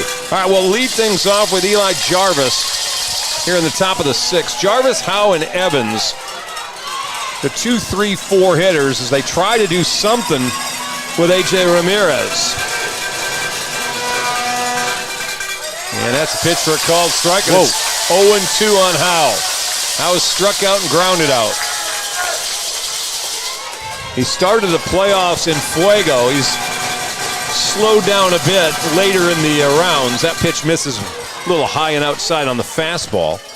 Tends to be the waste pitch, if you will, for Ramirez. Kind of pitches backwards, doesn't he? Yeah, he pitches backward. Waste the fastball. 1 ball, 2 strikes. Sheffield goes back to the breaking ball now. Ground ball right back to him. 1 hopper. That's an easy first out of the inning.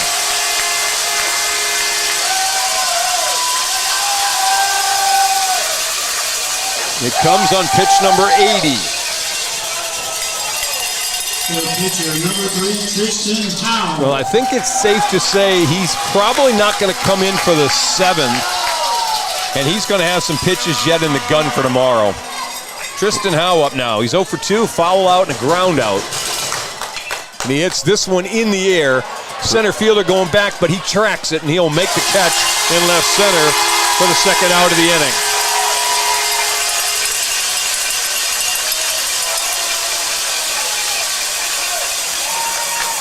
And with 2 away, Colin Evans. Evans with 1 of the 2 hits Liberty-Eilau's gotten today. That was a 4th inning single. He's 1 for 2.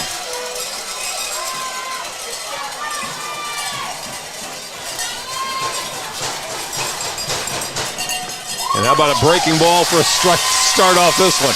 He has not changed or lost any part of what he's thrown from the 1st inning to the 6th. That's the harder version, the one that comes in the mid-70s, the low 70s, I'm sorry. 1 ball, 1 he's got strike. 2 curveballs, Chuck. Yeah, well, he's probably got a slurve. 1-1 the count. Left-handed hitting Colin Evans, right-handed hitting A.J. Ramirez, or pitching Ramirez. There's another backdoor breaking ball for strike 2, 1-2 now. That looked more like a cutter. This young man is he's still locked in on the mound. Shakes off his catcher. Yeah, didn't like what Kane Decker showed him. Let's do this one instead, and it's high for a ball. They asked for an appeal, but third base says he didn't go around. I think the Liberty-Eylau fans would have jumped the fence after that one. It's 2 balls, 2 strikes.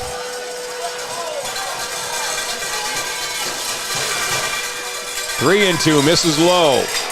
Another good at bat here from Colin Evans. Works it back full. 2 outs 88 here in coming. the inning. Dylan Neighbors on deck. 3 balls, 2 strikes. Ramirez windup, pitch, missed low, ball 4. Second walk of the game. And that is massive pitch count wise, Chuck. Number 1, Dylan Neighbors. Neighbors, who has walked and grounded out, strides to the plate. Got to find a way to swipe second here. Put a little bit more pressure on the defense. But again, at this late juncture in the game, you don't want to give away outs on the bases either. So it's a... Sun is gone, not a factor anymore. There we go. Neighbors, the number 5 hitter, high on the fastball, ball 1. Next pitch will be number 90.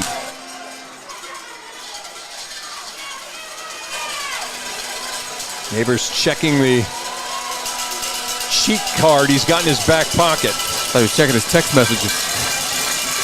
I think it came in and said get a hit. Yeah. 1-0. Breaking ball inside. Stick your elbow out there. Yeah, ball 2. Sorry, I know I'm not the one with a baseball coming at me, but that's one you wear on the shoulder, Chuck. Oh, we had a talk earlier this week with Zach Fowler about that very thing. He got somebody that spun away from a fastball that he heard about it in practice the next day. That's one you take for the team. 2-0 the count. Neighbors showing bunt, third baseman coming in, and they'll throw over to first instead, and all that's for nothing. Well, Moreno right away started coming in. Shows bunt. Obviously no chance he's actually laying it down. Just trying to give the pitcher's head a little bit. 2-0 big-time hitters count. 91 pitch coming. Ooh, sliced out of play. Leopards have not hit that many balls like that. That might be the most hittable fastball he's thrown today.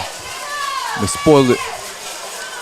Middle. 2-1 the count, 2 outs. Top of the 6th.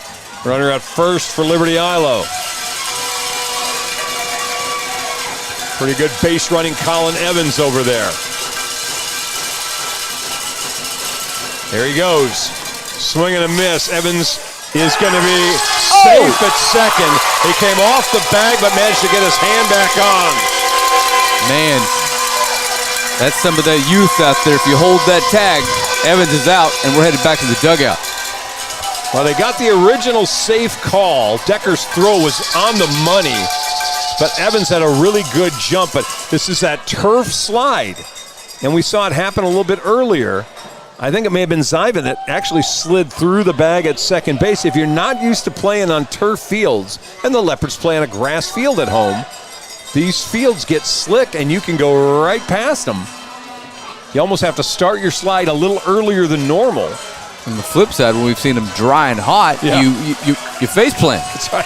It's a delicate balance you've got to take. That's right. 2-2 the count. Man, big pressure spot here for everybody.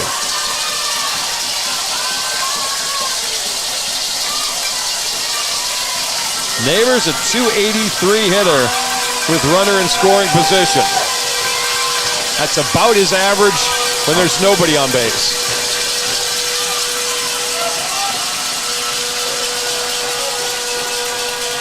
A hit into the outfield would score Colin Evans, you would expect.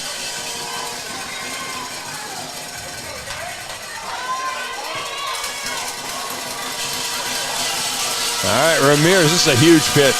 2 balls, 2 strikes. Swung on, and they're going to make the throw down to first to retire Neighbors, and that'll end the inning. He struck out, catcher dropped the ball, but Neighbors slams down his helmet as he crosses first base. No runs, no hits, no errors, and a man left on again. Leopards have left one on in each of the last 4 innings. We'll go to the bottom of the inning, trailing 2-1 here on 107.1 and Game Day. The top half of every inning of this 2025 state semifinal series featuring the Liberty-Eylau Leopards on Texarkana Game Day is presented to you by Tony Langford Roofing, Cook Drywall, Farmers Bank and Trust, Peace Wealth Advisors, and Texarkana Star Realty. Texarkana thanks all of you for your continued support of the student athletes, and we cannot do this without your help moving forward. Thank you. The bottom half of every inning of this 2025 state semifinal series featuring the Liberty-Eylau Leopards on Texarkana Game Day is presented to you by SBM Rock and Materials, Millway Credit Union, Davis Lumber, Wright Fiber from Ritter Communications. Again, we cannot thank these local businesses enough for stepping up and helping us bring this to you live.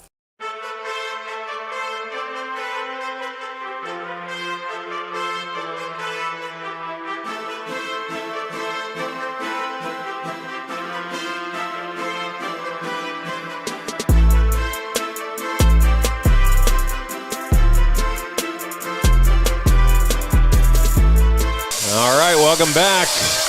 Bottom of the 6th, 2-1 Iowa Park with a lead over Liberty-Eylau. It's game 1. We're going to be here at 2 o'clock tomorrow afternoon for a game 2, and depending on what happens in the next half hour and tomorrow, we may be back for a game 3. Justin Howe on the mound here in the 6th. He'll face the 5, 6, and 7 hitters, and it's Braden Holster who's now ahead in the count. 2 balls and no strikes, and let's make it 2-1. Holster's put down a sacrifice bunt and struck out.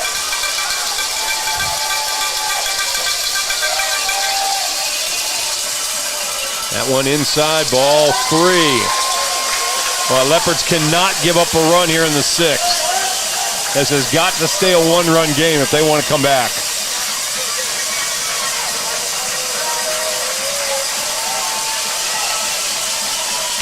Ball 4.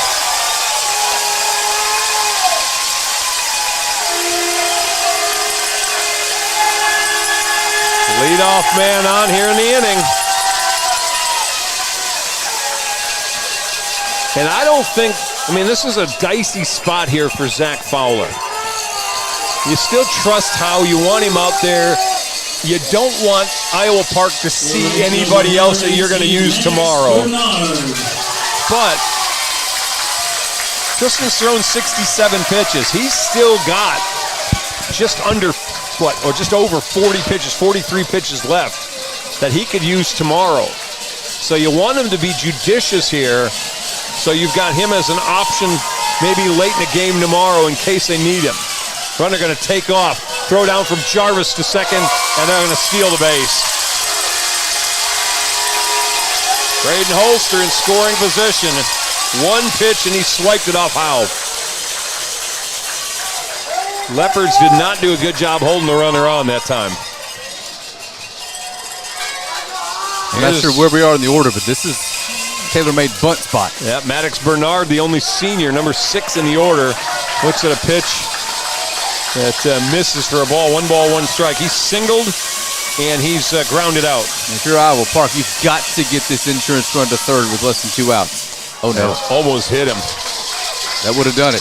2-1. Well, it wouldn't have moved the runner. I thought if it gets to the backstop. Yeah. That was wild. Good job behind the plate, keeping that from getting there and making their job easy.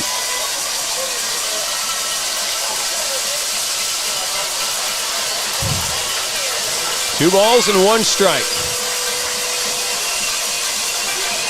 They'll set up, oh boy, almost threw that thing into center field. Great play by Pipes, who laid out to dive and save maybe a base. Maybe a run, too. Wow. Howe's pickoff way off the mark, was on the shortstop side of the bag, and Pipes, who had snuck in behind the runner, had to hit the brakes and lay out in the other direction. All of his momentum going to his left. That's an unbelievable defensive play that won't show up in the box score unless this insurance run scores either way. 2-1 the count. And they'll call time again. Howe's obviously a bit frustrated right now. And Jarvis goes out to talk him down. And the Iowa Park fans can sense it, and they're getting louder. You can hear the bleachers, you can hear the cowbells. This is incredible. I'm checking my box score, and I think they had changed Kane Decker getting on that ball that Maddox Moore got a glove onto a hit. That's the only thing that could be a third hit. 2 balls and 1 strike. Bunts, foul, 2-2. Boy, the Iowa Park fans are rowdy. They're making me nervous, and I'm just over here clicking buttons on a computer. Can you imagine what their series with Holiday must have sounded like last week? They and Holiday are both suburbs of Wichita Falls. Oh, my goodness. They play around about 15 minutes apart. They played game 1 at Holiday. Then they went to Iowa Park. Then they went into Wichita Falls to Hoskins Field. And they're trying to fake it. They tried that last week. He said no, no, no. Yeah, they tried that last week as well against Gunner. And it's too soon after you tried it to not expect that Iowa Park wasn't going to know the same thing. The runner on second waved at him as he ran to him on second. That's pretty funny. Good try, right? Not me. Ain't catching me. 2 balls, 2 strikes. Ground ball foul behind home plate. We'll do it again, 2-2.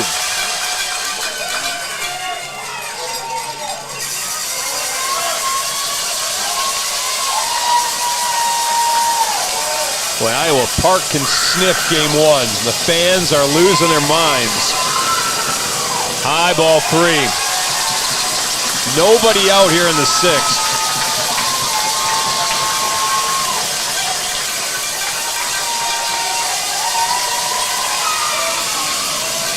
Got to make him earn his way on here. And it's ball 4 outside. He showed bunts, pulled it back, and it's ball 4. And I don't know how is directing traffic somewhere over on the left side of the infield. So back-to-back walks to open up the 6th. And here's Colton Stewart, the DH. He's 0 for 2. And we're going to get a runner, it looks like, as out of the game is going to go Maddox Bernard, and that may be the indication that Bernard may be coming in to pitch. We thought it may be Vest, but if they're pulling Bernard out now, they may be Bernard who's going to get a chance to throw here. And after what we've seen, Chuck, it's not the worst thing in the world. LA's having all kinds of trouble with this young man on the mound, so maybe a new look. You never know when the guy they bring in is just an off day, you know? There is some action in the Liberty-Eylau bullpen down there. I can't see a number. No, I think there's a little discussion here about the substitution, because the runner that's in there has run before for Ramirez, the pitcher. So now you're trying to bring him in for Bernard in a different spot in the lineup, and I don't know if I don't know how they're going to work this. I don't know the ruling on this well enough to say, can he run or can he not? Clearly says you can't, and he's going to go talk to the coach. I think they've Any already... chance we get a free out here? No, I'm not going to get an out over it, but I think they're going to maybe have this discussion about explain your substitution to me on this. The coach is in no hurry to do that either. So we're doing this on my time. Yeah.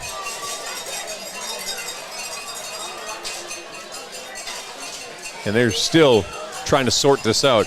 I mentioned Scott Green had won a state championship at Wichita Falls Rider. He was at Burke Burnett a few years. He basically retired to watch his son play college baseball, then came back in, I think it was 2017 to Burke Burnett, and was there until the summer of 2023 when he got hired here at Iowa Park to take this job. So, and you have to wonder if this delay on the mound could end up being a good thing for our young pitcher on the mound out here. Not young pitcher, but for our starter, who may have needed a break. Apparently they're leaving him out there.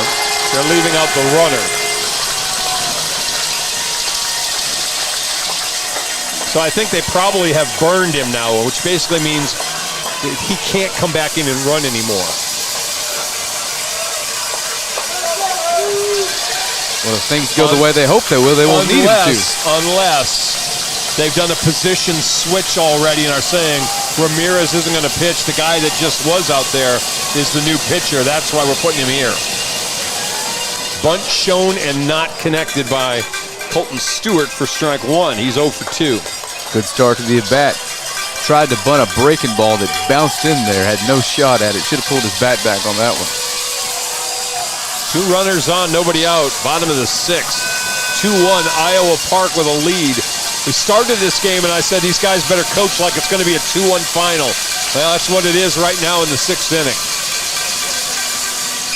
This one sliced foul right side. Boy, the Iowa Park folks, they were ready to explode. And I mean, that was obvious, about 8 to 10 feet foul, but boy, they were up like that's going to go all the way to the wall. We're going to score 2 more runs. And ready to storm the field, weren't they? That's right. It was obviously foul, but tell you what, they acted like that was about to be it. But a bunt situation is now turned into an 0-2 spot, and Howe's got a chance to put him away with a good pitch here. And he does. Strikes him out with an off-speed pitch. Second strikeout for Stewart. 4th for Howe today. Needed that. Huge out. I don't know who this young woman is, but this Liberty-Eylau fan has wandered over into the sea of Iowa Park fans and is standing up and being as lively as you can be. So props to you, miss. She's in the middle. This is the middle. It should be neutral ground here in the middle. Should be, yes. One away. They're showing bunt again. Howe's going to field it and will throw out the batter. That was Gideon Towner. So he goes down on the sacrifice. We'll take it. Don't understand it, but we'll take it. They gave us one there. Yeah, that gets you back to now you got Schmader. You got nothing to worry about but the guy at the plate now. You get him out, nothing matters on the bases. They love bunting this bottom part of the order. It doesn't matter if there's nobody out, one out, runners on. Schmader, first pitch inside corner, strike one. He has reached on an error, a 3-base error on Howe, scored a run and grounded out. 2 more strikes away from getting out of a huge jam and not allowing an insurance run. 0-1 pitch. 0-2. They don't like that. Well, he does. So you got to think. I'll let you take it, Chuck. No balls, 2 strikes. Swung on, fouled back, we'll do it again. The young man not being able to get the bunt down with nobody out, change the entire course of this inning for this Iowa Park offense. That's a ball you have to get in play here with a bunt. Either way, here we are. All right, 0-2. We'll try it again. Tristan Howe trying to get out of this 6th inning. Oh, and he does. Struck him out looking to end the 6th. No runs, no hits, no errors. 2 men left on. Leopards need 1. We'll come back for the top of the 7th, trailing 2-1 here on 107.1 and Texarkana Game Day.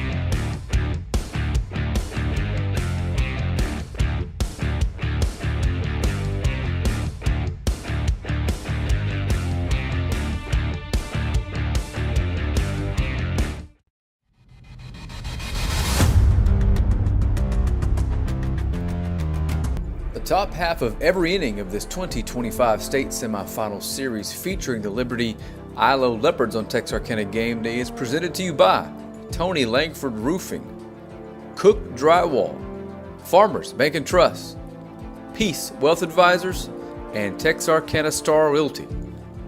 Texarkana thanks all of you for your continued support of these student athletes, and we cannot do this without your help moving forward. Thank you very much. All righty. Let's wrap it in, boys and girls. Here we go. This is it. Top of the 7th, Game 1. State semifinal, best of 3. Class 3A. Region 1 champion Iowa Park. Region 2 champion Liberty-Eylau.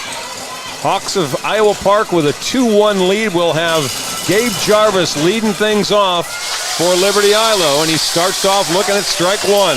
Jarvis with a fielder's choice and a single, and his spot scored the only Leopard run. That was back in the 5th. 1-1 the count.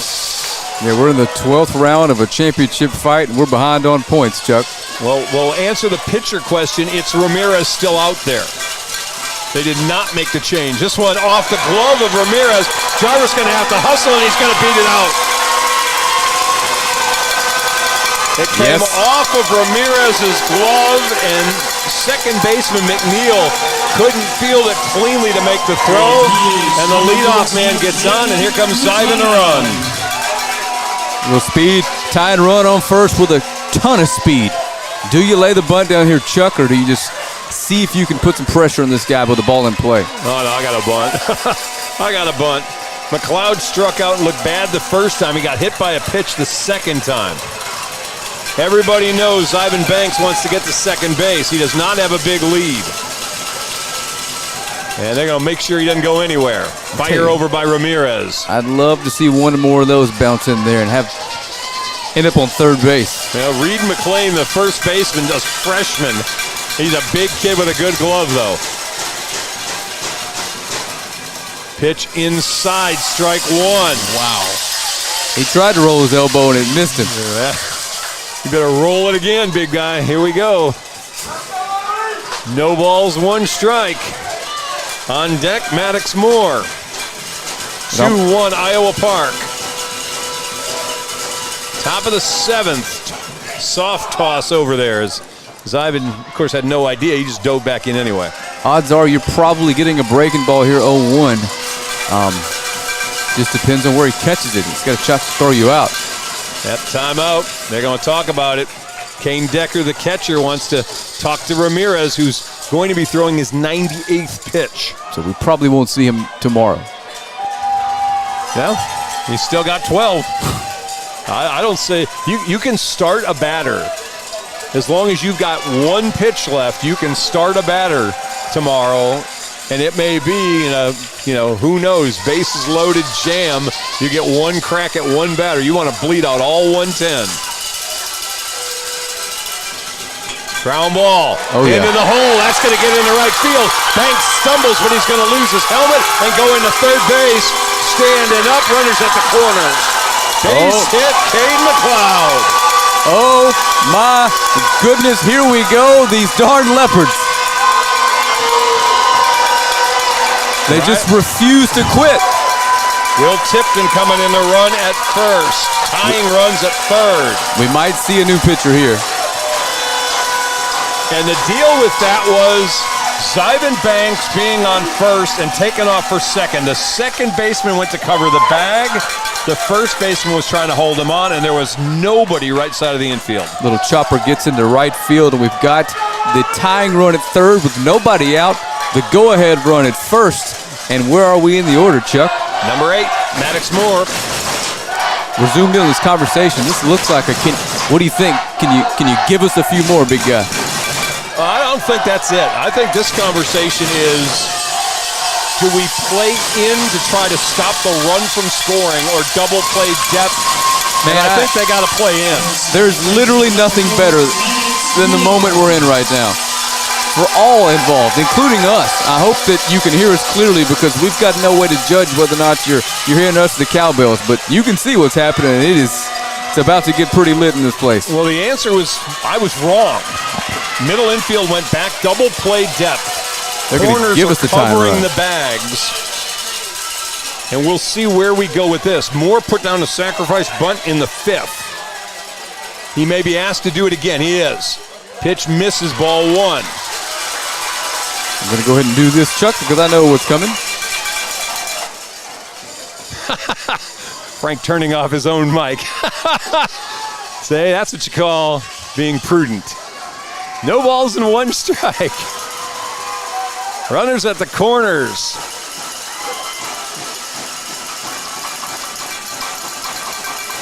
Moore again showing bunt. And I think he fouled it again, did he? Or did he pull it back? 1 ball, 1 strike. He pulled it back. These are huge pitches for a number. It's 2-0. That's what I thought. He missed on the first pitch as well. It's 2 balls and no strikes. You almost don't want bases loaded if you're the Leopards because it sets up a force at home on anything on the infield. This is the scenario you want right here. Timeout, Moore steps out on deck, Arian Taylor. And this is where the Leopards experience. They've just got something that this Iowa Park team doesn't have. They've been here a ton. 2 balls, no strikes. Fake a throw to third. How would you balk a guy in? Yeah. Wouldn't hate that at all. No, Leopard fans become chickens, balk, balk, balk, and there were no eggs laid, but they tried. 2 balls, no strikes. Moore again showing bunt. That one in there for a strike, 2-1.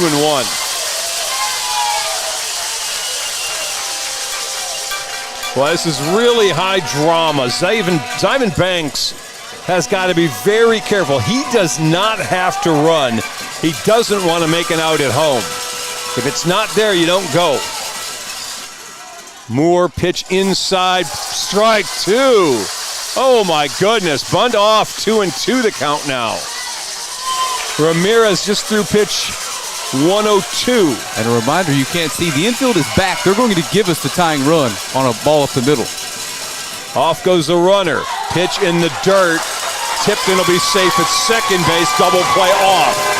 3-2 the count to Moore. That may change things. If you got a bad heart or you got high blood pressure, and Chop, I'm talking to you, turn it off.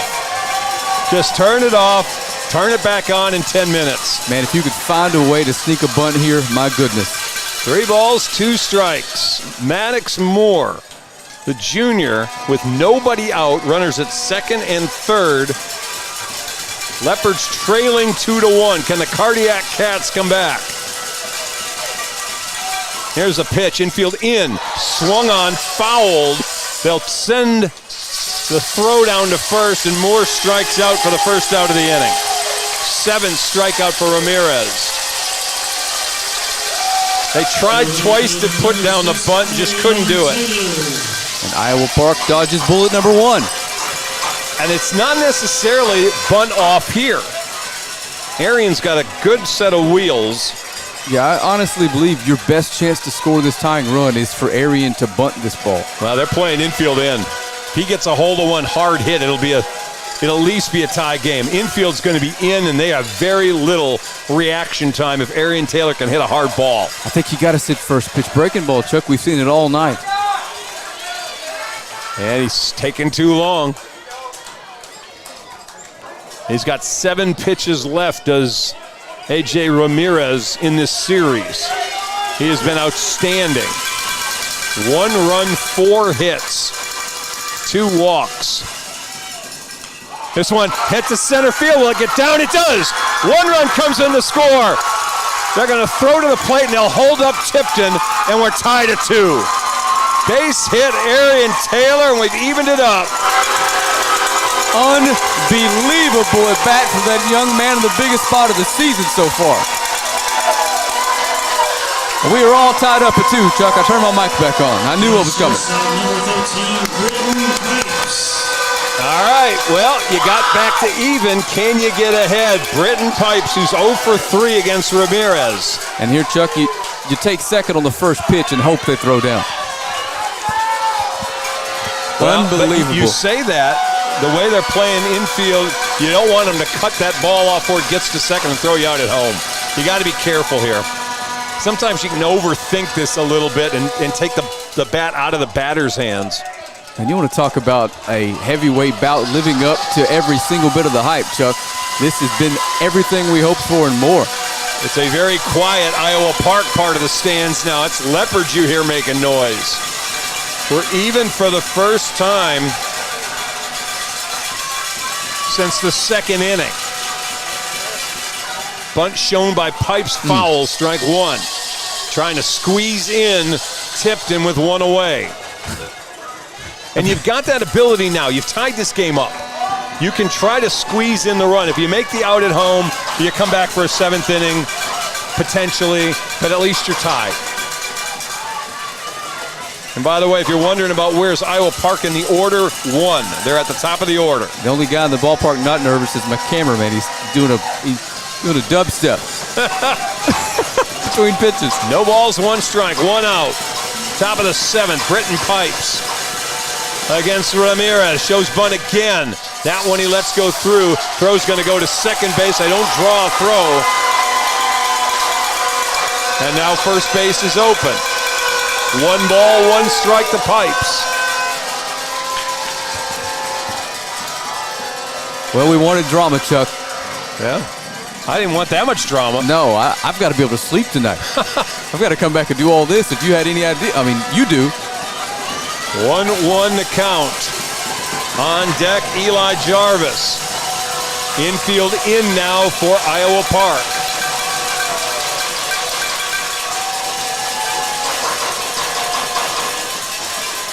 Here's the pitch. Again showing bunt. Put down first base side. Just goes foul. And Tipton's got to go back to third. Just went foul. Well, it was a pretty good job by Iowa Park's catcher and pitcher to not pounce on that thing. Oof. Tipton had a great lead and would have scored. They would have gotten Pipes at first base, but Leopards would have taken the lead. They were really smart to not touch that ball. And that was an excellent, excellent bunt. It's 1-2 now. I don't know if I won't bunt again, even if I foul and strike out doing it. Leopards to try it again, 1-2. Ramirez, delivery. Strike 3 looking. Pipes is out for the 2nd out of the inning. He struck out 3 times today. Well, it's Eli Jarvis now. Eli 0 for 3.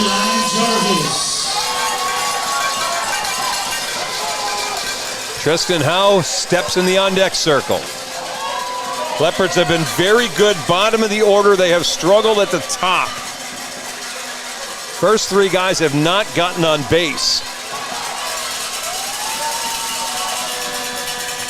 Foul back. Jarvis had a pitch he liked and just got under it a little bit. He's 0 for 3. Strikeout, ground out to short. and a ground out to the pitcher. That was the first true hanging breaking ball we've seen all night. He put a good swing on it. He's a good runner, infield back. He could bunt first base side. He might be able to get on. Timeout, Jarvis. He is really laboring on the mound. He's at 109. Is that what I see? That's what you see. So this is the last batter of this series for A.J. Ramirez. Young man pitched his behind off in game 1. Swing and a miss. 2 strikes on Jarvis. Now it's the Iowa Park fans making noise. Might have been the hardest fastball of the night. Just pumped it and fired it.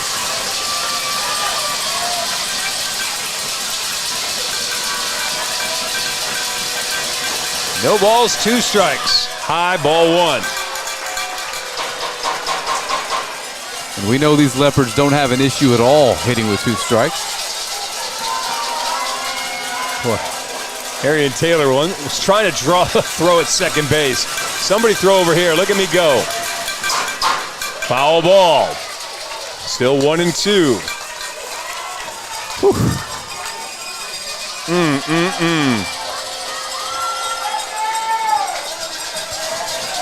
Leopard fans, about 50-50, standing, sitting. 1-2 pitch. Foul back. We'll do it again. Eli's seen a bunch of pitches from Ramirez. Ball sounds like it's about to roll off and hit somebody.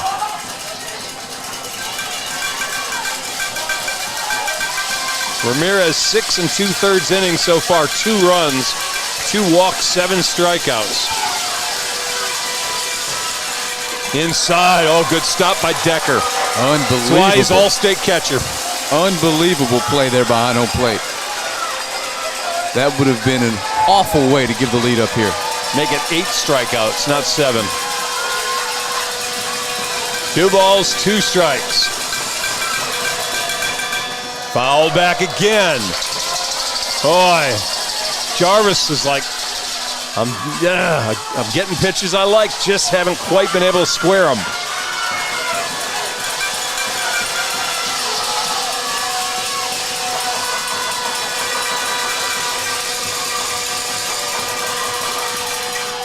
Another one foul back.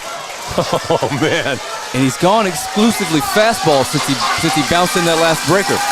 Have you noticed that? There's a lot of, I'll tell you, a lot of pressure on the catcher and the pitcher in a spot like this with a runner at third. You do not want to bounce one in.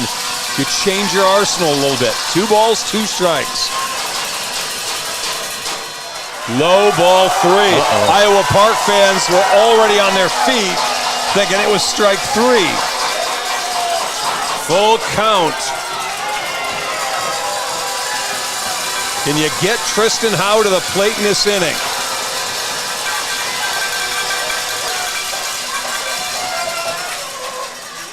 And again, timeout. I don't know, the crowd could take much more. I think I'm going to pump him in a little higher level. You guys need to feel this at home. Yeah, they do. And I'm going to go ahead and mute me again. 3 balls, 2 strikes. Foul again. Same pitch, same swing, same foul. That's 4 of those. He's going to time one up in a minute. It's amazing Ramirez has been able to fill up the strike zone with 110 pitches already. He's still with 2 strikes, 3 balls, 2 strikes. He's still throwing strikes in there. He's going to burn his first district game next year. Yeah. Here we go. Let's try it again. Hit him. Got his bat, and we got a problem at third base. We got runners all over the place. He's coming home. There's coming somebody home there. is Tipton. He's going to score. Yes! Everybody's safe, and the Leopards take a 3-2 lead. It was terrible base running by Arian Taylor. He went all the way to third base. Tipton was still there. Taylor had to go back and head back towards second, and the Iowa Park defense didn't know what to do. And when they did that, Tipton went home and scored. Just unbelievable turn of luck and bad fortune for Iowa Park. Check swing, ball hits his bat. No one knows what happens.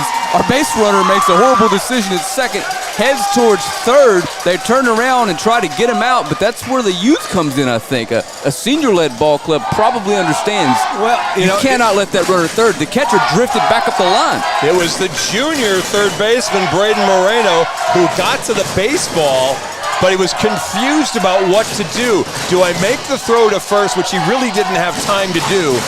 When he didn't and he turns around, he's got Taylor and Tipton both over at third base. Taylor took off back for second and Moreno threw that direction to the shortstop.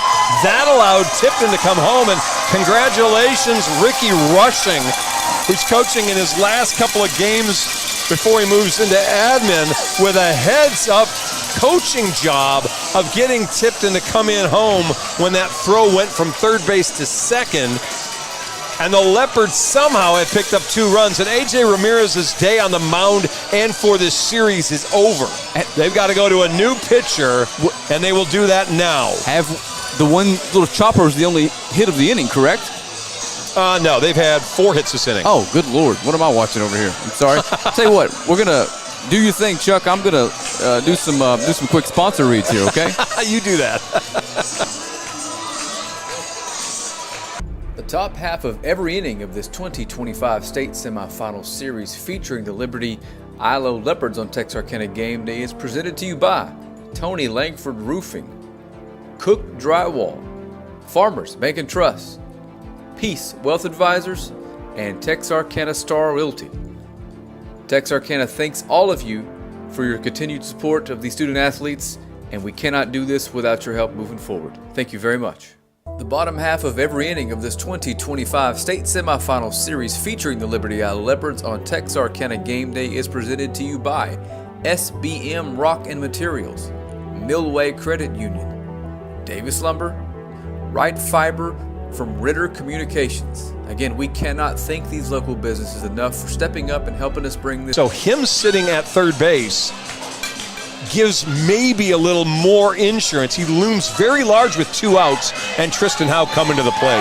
Tell us again about who's on the mound here Braxton for our television crew. Yeah, all right. Braxton Vest, the freshman, is coming in. So for Ramirez, 6 2/3 innings. He's given up 4 runs, although he owns the 2 guys on base. All the runs are earned. They're showing 4 hits, but that's not right. Let's see, the Leopards now with 6 hits. Well, the left side of these bleachers is significantly quieter than they have been the entire game. Leopards fans just turned up big time during the pitch and change. Couldn't hear it, obviously, because we weren't on air. But what an unbelievable turn of events, Chuck. All right, so Tristan Howe, who was 0 for 3 against Ramirez, comes to the plate. Runners at first and third.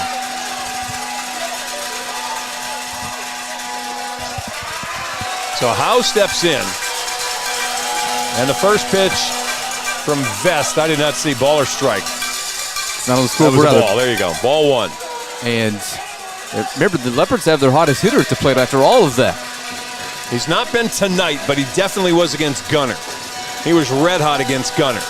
Now the senior's got a chance against the freshman pitcher to give himself a 2-run lead before he has to take the mound in the bottom of the inning.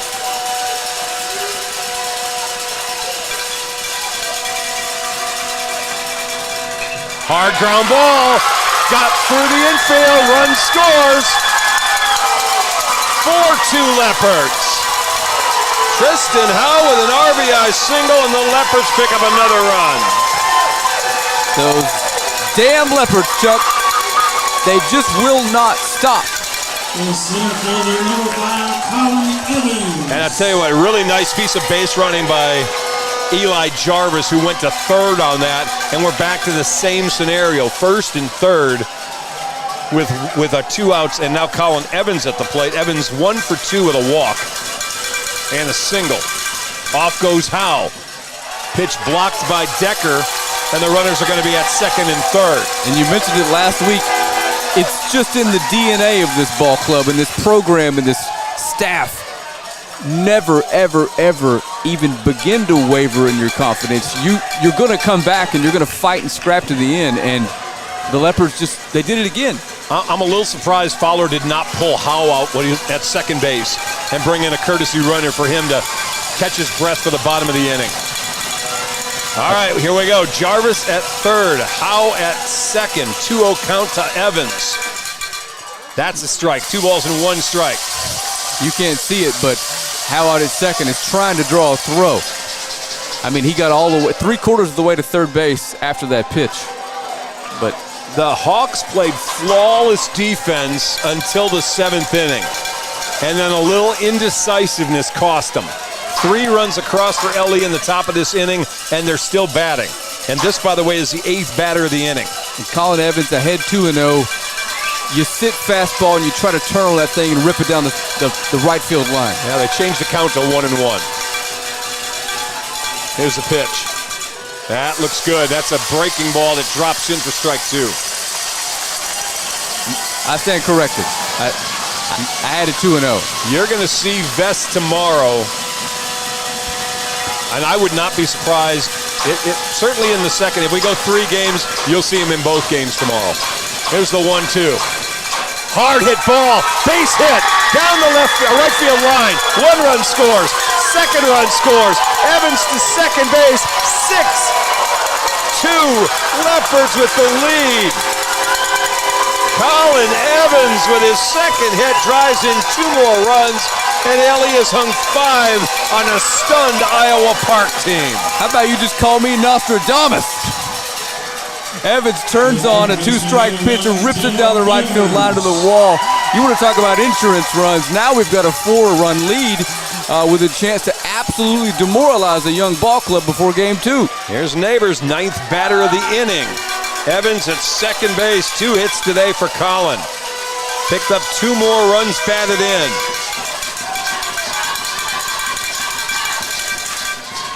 First pitch bounces away from Decker. That's going to let Evans go down to third.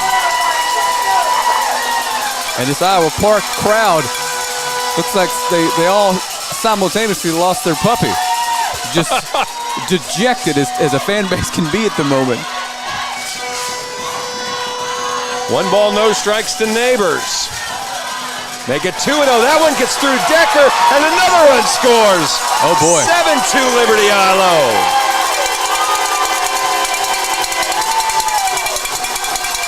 This wild pitch makes it a 7-2 lead. The Leopards looked anemic offensively. They had 1 run through 6 innings and could barely touch A.J. Ramirez. But we said the objective number 1 was going to be to burn Ramirez out for the rest of this series. They did that. Whether they won game 1 or not, that was the first objective. Objective 2 is win this game. Do you let Howe come back now that you've given him a 5-spot lead? Yeah. What do you? Okay. Well, I don't know. He may bring in Gunner. Pitch down low. Oh. That's ball 4. Neighbors walks for the 2nd time in the game. And we're going to have batted all the way around here in the 7th. All I could do is smile, Chuck. This has been unbelievable 7th inning for your Leopards. Wow, wow, wow. And it looks like Liberty-Eylau may be making a move. As Zach Fowler comes out, let's talk about what he wants to do. The catcher, number 12, Dave Jarvis. And I'm not sure, what did we just do? I'm not sure what we did here, but Neighbors at first base. Or did we bring in a runner for Dillon? I think they may have done that. Swing and a miss by Jarvis. I need my binoculars. I'm sure that's a runner. I think that's Barry that may be running for Jarvis. I see a 23 on his back. That's Ethan. Ethan's going to run for Jarvis. I mean for Neighbors. So Dillon may be actually the guy that comes in to pitch in the bottom of the inning. Throw over to first. Barry's back in there safely. Chuck, I'm privileged to come along this journey with you guys, man. This is unbelievable. Braxton Vest has faced 3 batters, given up 2 hits and a walk so far. And we said there's freshmen and sophomores on the mound for this Iowa Park team. Ramirez, a sophomore, was amazing. But now you're going to ask these freshmen have to withstand the pressure the Leopards put on you. Pitch gets through again, and off to second goes Barry. Boy, oh boy. Yeah, Iowa Park feels like they just want to get out of here right now. Yeah, when your all-state catcher is letting back-to-back breaking balls get back to the net, you can tell that the confidence is shaken just a tad. That was a ball that 2 innings ago had no shot getting back there. 1 ball, 1 strike. Gabe Jarvis for the day. He's got 1-2 hits. And his started this inning. Swings and fouls one back. 1-2 the count. His single to open up the 7th inning with nobody out got the Leopards a little bit of finally momentum. McLeod followed with a single. Moore struck out after trying to bunt. Then a Taylor single, a pipe strikeout, an Eli Jarvis shot down the line. Howe and Evans, and another ground ball foul, would also single before Neighbors walked. Batter number 10 in the inning for LE.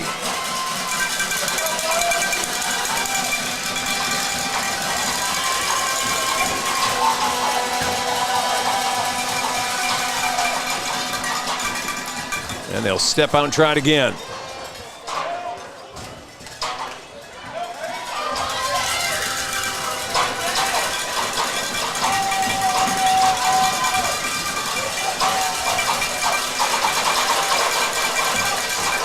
Here's the pitch, 1-2, fouled back. 2 balls, 2 strikes.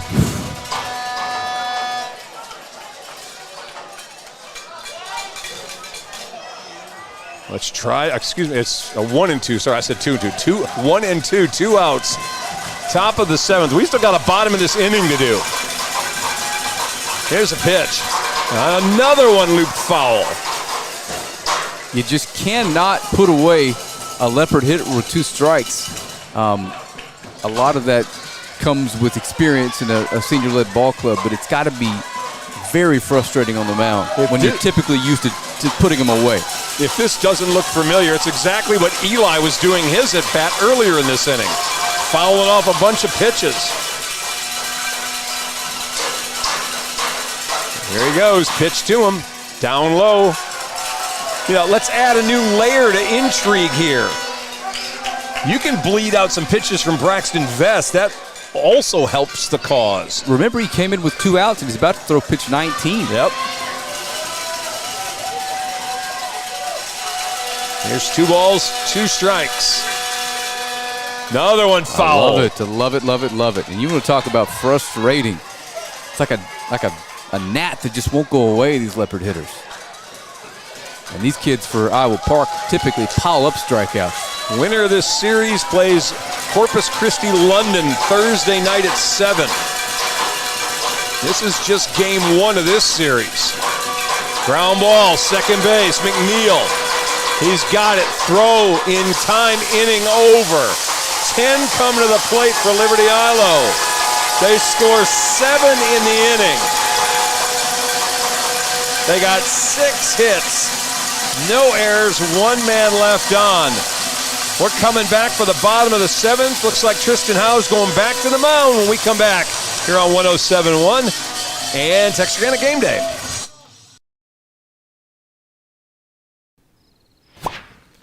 Sorry you're under the weather, Susie. Here are those loan docs. Oh, thanks, James. I'm so glad we didn't have to delay this closing. Tissue? Thanks. Secure and safe loan closings, or take care of just about any banking task. Experience the credit union difference. Anytime, anywhere. With RRCU's digital banking. Do you RRCU? Nerf Wars, safe. Dodgeball, safe. Kickball, batting cages, and glow-in-the-dark parties. You're all safe here, baby. Looking for a birthday party that's anything but ordinary? Iconic Performance Center brings the fun to you. With 2 hours of high-energy activities, plus music and dancing, this will be the party they'll never forget. Book your iconic birthday party today at iconicperformancecenter.net or just call 903-293-9949.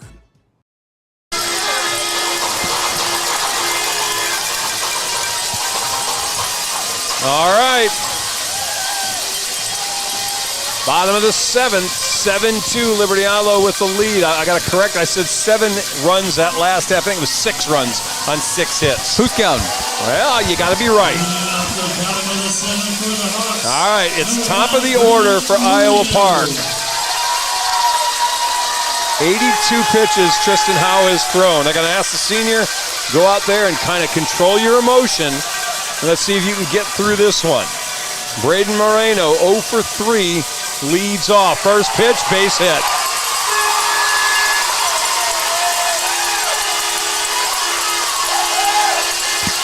All right, well, here's the thing for the Leopards. You need 3 outs before they get 5 runs. That's as simple as it is. And here's the thing for the Iowa Park Hawks. You need base runners if you're going to score 6 runs. 5 runs. Against Gunner last week, they had a 7-3 lead, gave up 3, and ended up 7-6. Here's C.J. McNeil. He's 0 for 3.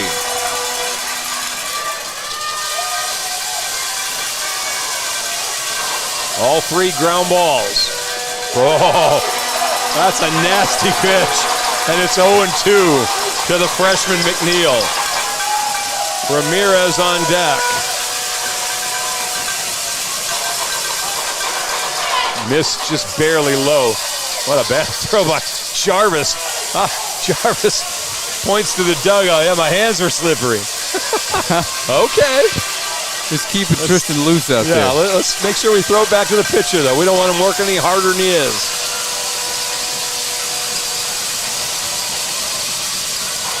This one in the air, over Pipe's head, base hit, runners at first and second.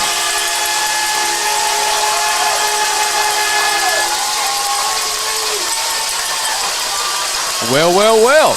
We'll see how much longer Zach Fowler feels comfortable.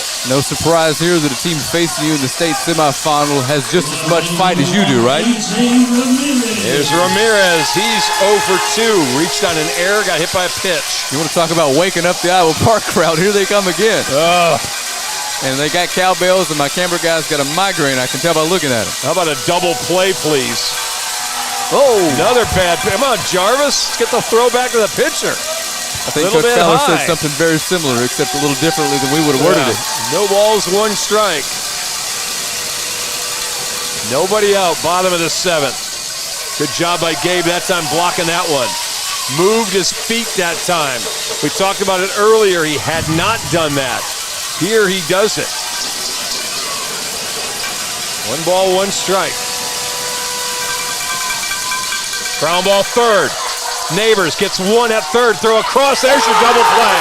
Wow. 5-3 double play. There's 2 outs.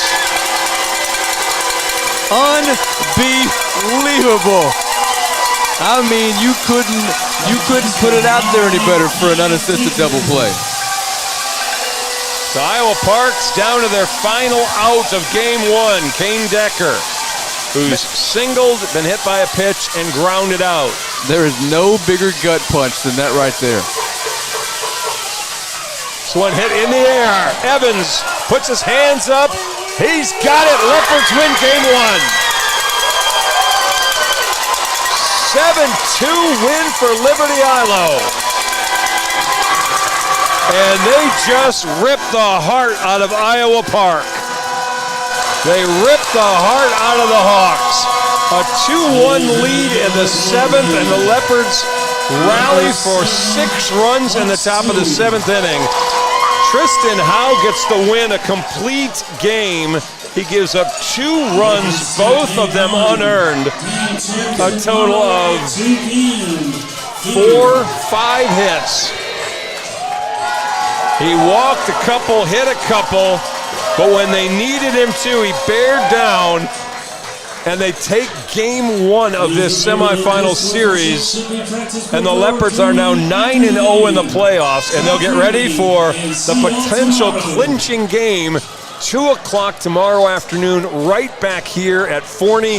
If you can get in the car, if you're still in town, and get here tomorrow by 2 o'clock, come on down. Otherwise, you can join us on the radio, you can join us on game day, and we'll do our best to bring you game 2 tomorrow. I've got no words for you other than go Leopards. Let's get out here early tomorrow. We'll see you in Austin.